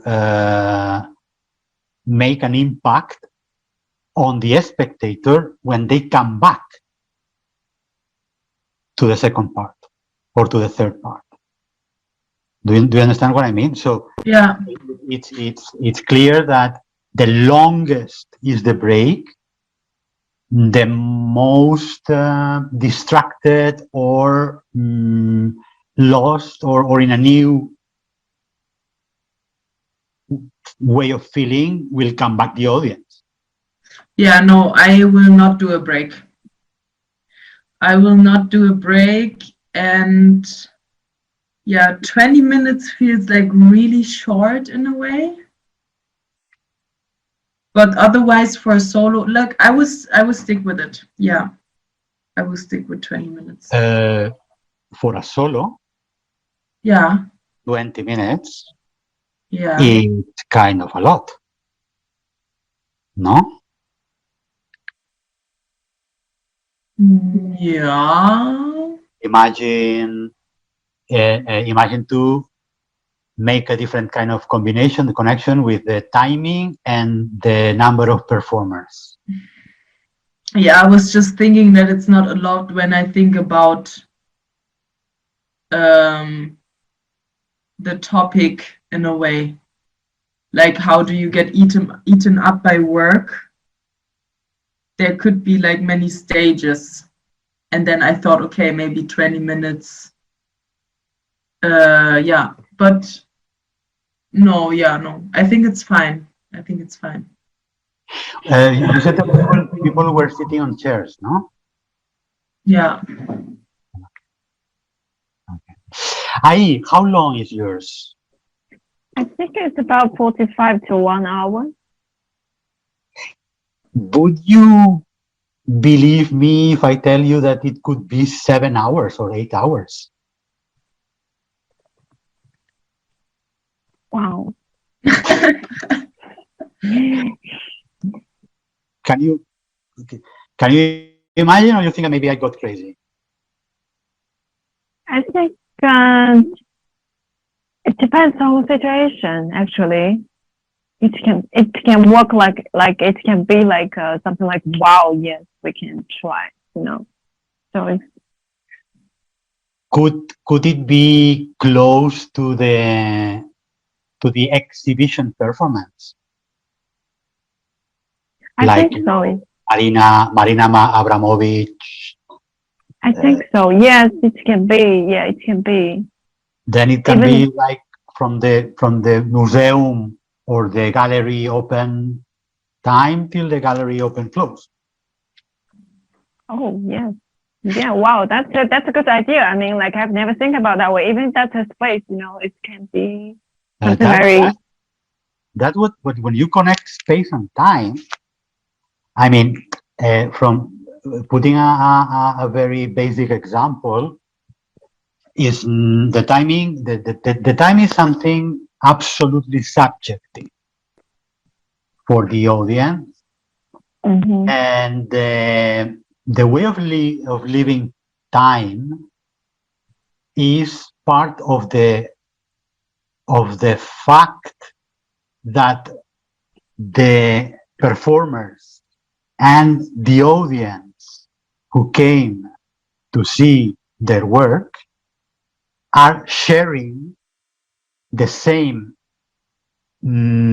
physical time, but not the same emotional or psychological or dramatic time at all.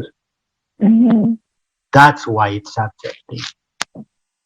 Then when we need to be very careful with the words long and short, for example, or directly take them out our vocabulary, because they are not helping at all. What is long? What is short? I mean, something that is catching the concentration of the audience is somehow a way of making them forget about timing, no? About Mm-hmm. and then you can play with all the colors in between. But anyway, this is a very complex thing. But coming back to what I was saying is, my simple example was like in a Teatro all'Italiana classical, you know, Mm-hmm. the audience is in front of the performing space. You know, it depends on what you are doing on the stage. You are going to make the audience feel time like a burden, for example. But if people is in a different kind of space that they can move, they can find different spaces and with different things are happening. And if I go to this room, there is one thing, but if I go to another room, then the concept of time for the audience is completely different. No? Mm-hmm. Mm-hmm.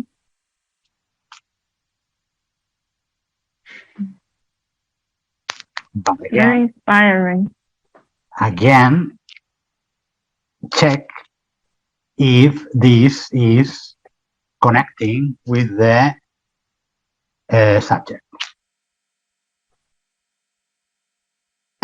Because, you know, if to close this work we've done, let's say, in dramaturgy, a lot of times, many times happen that the team, meaning one person or meaning more than one person, the team has an idea. And then the creativity, that everybody is creative and very creative, then the creativity starts working on. And then we realize that we are like brainstorming or proposing or suggesting a lot of things, amazing and wonderful, but not connected with what we are dealing with. So then this is when dramaturgy is helping somehow. After the first or second brainstorming about one new project, you will have 6 or 7 projects to put on your freezer. And then you will choose one, is the one that you decide to put it first. Do you understand what I mean? Mm. Mm-hmm. And each one then it's about, and the dramaturgy is going to put some doors to the landscape. Because if not, then you are lost in creativity. Okay, that was my plan for today. That was like then I will ask you 2 tasks. One task is that all the decisions about how many people, the gender, the place, the timing are fitting and helping to the original proposal. If you feel like something is not helping, then find an alternative. So maybe one performer is not really helping. Maybe I need 2 or 3 more. I don't know. So, and then you reorganize it. And then the other, I will send you a short text, and we are going to play and to do things with this text next session. Okay. Do you have Great. questions? I have a question about the second part of today. So it's about the subject and the strategy. So first we find out like we talked about the subject we pick, and then all the topic it's about the strategies, right? The So strategy, when you will decide how to deal with the topic, so with the subject, is when it appears the strategy. And Because also like yeah. So also during the whole process we had, so you were playing a role as a dramaturge to ask, like for example, if we were the choreographer, and then you were the dramaturge who was kind of like helping us to come back to the subject, like from each session, and to check if it fits, right? This is one of the 7 lives of the dramaturg, let's say. One is to do this. But another task of the dramaturg is to make all the team involved in the subject. Because it's not only about you are lost and you are very far from the subject, so you have to come back. It's not only about this, it's about make everybody get involved in the subject, because as much as involved are everybody in the subject, the most they will contribute to support it. This is many times is that clear, but then many people don't pay attention to this. When you are working as a director or choreographer with some performers, I mean, the first duty or the first task is to make them involved in the project. I would say, but from the dramaturgical point of view, in the dramaturgy, to make them involved in the dramaturgy, because then, more or less conscious, when the performers will run an improvisation, if they are involved in the dramaturgy, the improvisation is going to be really useful for the dramaturgy. Yeah. That's great. See. Okay. So thank you very much. If feel free to tell me if you need another break, maybe. How was it? Great. That's fine. Okay, good. Before disconnecting, I wanted to tell something, because I went through your profile as a dancers, and did you receive the information about the solo contest about motherhood? Okay. So I will send it back because I was thinking that we accept an international solo contest with a subject, about motherhood frame for solos of people whose performers are in between languages. So trying to and it's going to happen in Portugal here in May, and the deadline is very close. We accept work in progress proposals. So I will send you now again the rules and all the information, and just think about it because I think would be a chance to know each other in person maybe, or I don't know. I don't know if you're interested in motherhood. Or many I people. don't know either. What does it like? I don't have any like imagination about the topic about motherhood. It's a simple word, motherhood. Exactly. Like what? Exactly. So there is people sending all kind of proposals. People who hate motherhood, people who don't want to be a mother never ever, people who don't, so it's you know this is a solo, is the first edition of one solo I would like to do twice per year, and I was thinking a lot in putting it frame, because there are many times,